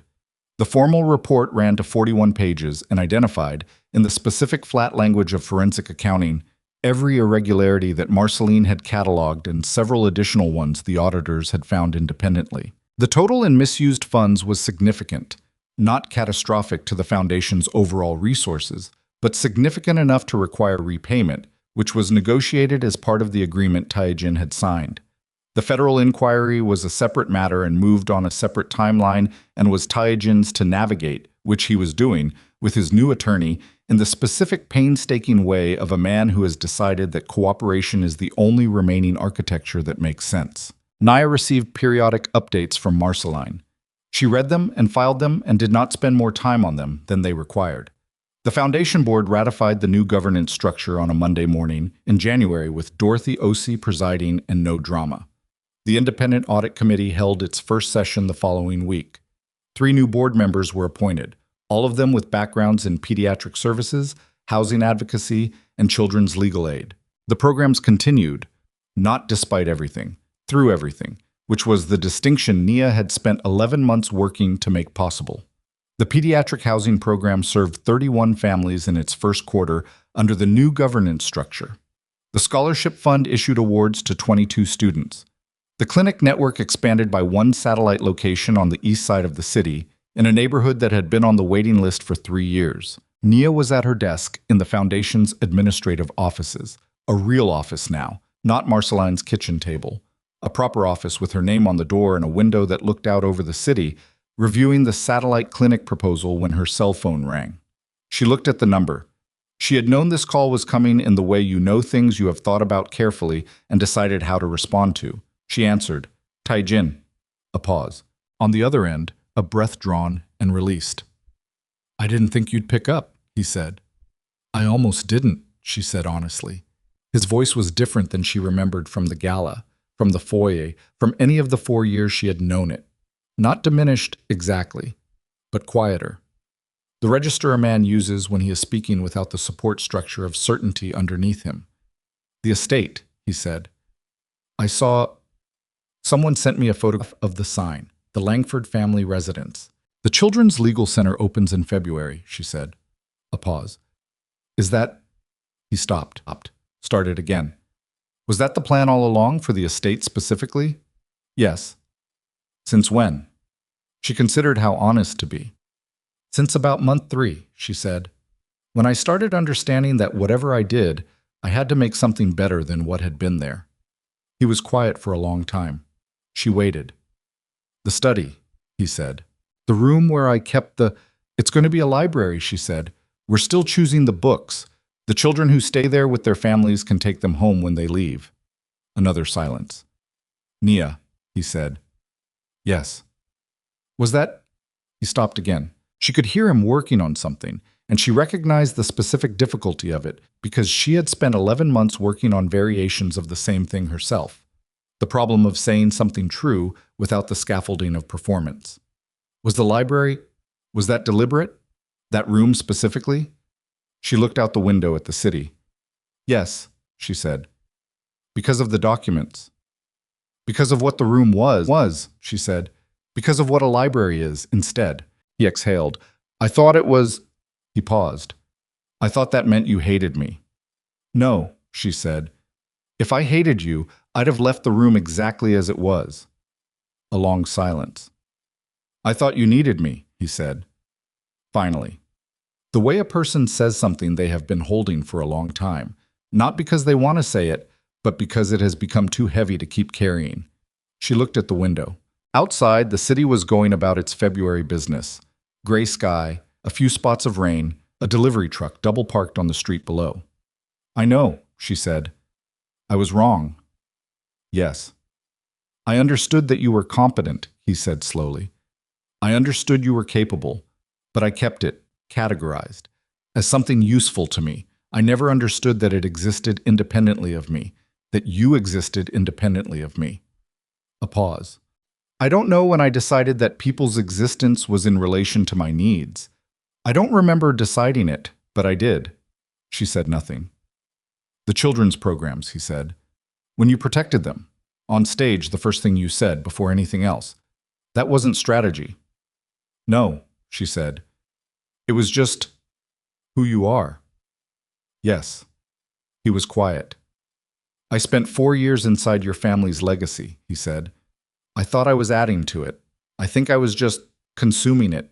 She let that sit in the air between them. Tae-jin, she said. I'm not going to tell you what to do with that understanding. That's yours to work with. A pause. But I will tell you that the inquiry, the federal one, if you cooperate cleanly, if you're honest rather than strategic, it will go better. I know. Not because it helps you tactically, because it's what you owe. A pause. I know that too, he said. She looked at the satellite clinic proposal on her desk. 23 pages. A neighborhood that had been waiting 3 years for a clinic that could see children whose families couldn't travel across the city for medical appointments. I have to get back to work, she said. I know. He paused. Nia. Yes. What you built... He stopped. What you've built. With the estate. With the foundation. It's... He stopped again. She waited. I don't have the right word, he said. I don't think I've been in the habit of the right words. No, she said, you haven't. Maybe that's what I work on next. She did not tell him it was a good idea. She did not encourage him or discourage him. She simply said, because it was true, and because truth seemed like the only remaining currency she was willing to trade in with this man, then work on it. She ended the call. She set the phone down on the desk. She sat for a moment with her hands flat on the surface. This desk, this office, this city visible through this window. And she breathed, and the breath was even, and the desk was solid, and the city outside was wet and gray and entirely ordinary and entirely hers. Then she picked up the satellite clinic proposal and went back to work. The Langford Family Residence and Children's Legal Center opened on February 14th at 2 in the afternoon with a ceremony that was not lavish and was not covered by the press, because Nia had specified both of those things. 30 people were there. Dorothy Osei, who sat in the front row of folding chairs in the foyer and cried without appearing to notice she was doing it. Marceline, who stood in the back with her arms folded and her reading glasses on and the expression of a woman surveying completed work with quiet satisfaction. 3 members of the foundation board, the architect and her 2 lead crew members who had worked through Christmas to make the February date, the foundation's program staff, 8 people, most of them young, all of them underpaid by any rational standard and still showing up because the work was the thing, and the families, 4 of them, arriving for the first day in the residential program, a mother and her 9-year-old daughter, whose treatment at Seattle Children's required weekly appointments for the next 4 months, and who had been making a 3-hour round trip by bus twice a week from a town on the peninsula. A father and his twin boys, 8 years old, one of whom had completed his last round of treatment the previous month, and whose family had spent 7 months in temporary housing and was using the center's transitional support to get back to stable ground. A grandmother raising 3 grandchildren whose parents were both incarcerated, navigating a custody situation with the help of the center's new legal aid office. A family of 5 from Ethiopia, recent arrivals, whose youngest child had been waiting 14 months for a specialist appointment that the Foundation's medical navigation program had finally secured. Nia spoke for 7 minutes. She did not use notes. She said that the house had been built by her grandmother and filled with her mother's work, and was now, finally, doing the thing that both of those women had believed a family's resources existed to do, not to display the family, but to extend its reach to people who needed a hand. She said that the legal aid office in the former study would see its first clients the following Monday, and that the waiting list was already long, which she found encouraging rather than overwhelming, because a long waiting list meant people knew help was available and were willing to ask for it. She said that the room on the second floor, the yellow room with the window bench that the youngest residents were already calling the sunroom, had been her favorite room in the house when she was a child, and that she hoped it would be someone else's favorite room now. She did not say Tae-jin's name. She did not explain what the house had been before. The people who needed to know already knew. The people who didn't need to know were better served by what the house was becoming. When she finished speaking, the 9-year-old girl whose name was Amani asked if she could see the library. Nia took her hand and showed her the room. It was finished. Warm wood shelves, books at child height along the lower 2 shelves, a reading corner with cushions in the window bay that looked out over the garden Nia's grandmother had planted. The higher shelves held longer books for adults, for parents, sitting with sick children in hospital waiting rooms, for grandmothers managing 3 children alone, for fathers in those particular hours when exhaustion and fear are indistinguishable from each other. Imani went straight to the lower shelves. She crouched down and ran her finger along the spines with the careful, assessing attention of a child who takes books seriously. She pulled one out. She looked up at Nia. "Can I take this to my room?" she asked. "Yes," Nia said. "That's what they're for." Imani tucked the book against her chest and went upstairs. Nia stood in the library doorway and watched her go and let the moment be what it was. Not neat, not resolved in any final or comprehensive way, because nothing in life is, because the audit was still ongoing and the federal inquiry was still ongoing, and Vanessa was somewhere in another city starting over, and Tae-jin was somewhere working on a version of himself that might or might not be different, and the world was still the complicated and often brutal thing it had always been. But this room was a library now, and a child had taken a book upstairs, and the house was full of people who needed it and were in it, and the hallways smelled of other families cooking, and the particular smell of new paint and old wood, and somewhere upstairs someone was laughing. Not a formal laugh, not a polished one, just the ordinary helpless laugh of a person who has found something funny. And the sound moved through the house the way Nia's mother used to say a house should sound, like it was breathing. She turned from the doorway. Elias was at the far end of the hall, talking to the father of the twin boys, a tall man named Daniel, with a beard going gray at the edges, and the careful, worn quality of a person who has been strong for a long time under sustained pressure. Elias was listening to him with the focused, unhurried attention that was simply how Elias listened, as though the conversation were the only conversation in the building, which to him, in that moment, it was. Daniel said something. Elias put a hand on his shoulder briefly, not forcefully, just contact, just the acknowledgement of weight. Daniel nodded. Elias looked up and found Nia across the hall. He didn't gesture or signal. He just looked at her with the steady, particular look he had, the one that said simply, "I see you. I'm here. This is good." She looked back. She thought about the rainy night in December with her hand on the banister. She thought about the coat she'd kept by the door. She thought about Marceline's kitchen and the dissolution papers on page 11, paragraph 4, and the courage of a Tuesday in April, when she had brought those papers to Tae-jin and watched him sign them without reading, and had understood, in that moment, that she had already left even if she hadn't walked out yet. She thought about the specific moment on the museum steps, when Elias had offered his hand and she had taken it, and the room below had turned and looked and Tae-jin had seen it, and she had held that hand not as a statement or a weapon, but simply because she wanted to, because it was hers to hold, because she was free. She crossed the hall. She stopped beside Elias. Daniel excused himself to find his sons. Elias turned to her. "Good day," he said. "Yeah," she said. "Good day." He glanced around the hallway, at the families, the program staff moving between rooms, the sound of the building in new use. "Your mother would have," he started. "I know," she said. "I wasn't going to be sentimental about it," he said. "I know that too." He looked at her. She looked at him. He did not automatically reach for her hand. He waited, the way he always waited, giving her the room to choose. She took his hand herself. They stood in the hallway of the house that had been her mother's and her grandmother's before that, and was now the Langford family residence and children's legal center, and the building breathed around them with the particular living sound of people making use of it. The yellow room upstairs was someone's favorite room now. The library held books a child was reading under the window. The kitchen smelled of 4 families' dinners. The study, where a locked cabinet had held 14 years of damage, was full of law books and filing systems, and the desk of an attorney who would see her first client Monday morning.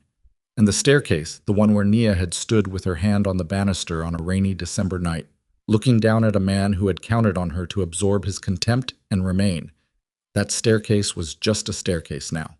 Wood and railing and the ordinary effort of going up and coming down. The house had been a cage once. It had been a stage for someone's power. Now it was just a house, full of people who needed one. That was the end of it. Not dramatic, not clean, not without cost. The cost was everywhere, in the ongoing inquiry, in the months ahead of restructuring and legal proceedings, and the long, unglamorous work of running an organization that existed to serve people rather than to represent someone. But Nia Langford, Nia Rourke, stood in the hallway of the house her grandmother had built, holding the hand of a man who always waited to be asked, and heard a child laugh somewhere above her, and felt, in the uncomplicated way that follows complicated things, entirely at home. She had walked into the rain believing she was abandoning her life. She had been walking toward it all along. The house settled around her in the winter afternoon. Children's voices carried down the stairs. Elias's hand was warm in hers. She stayed.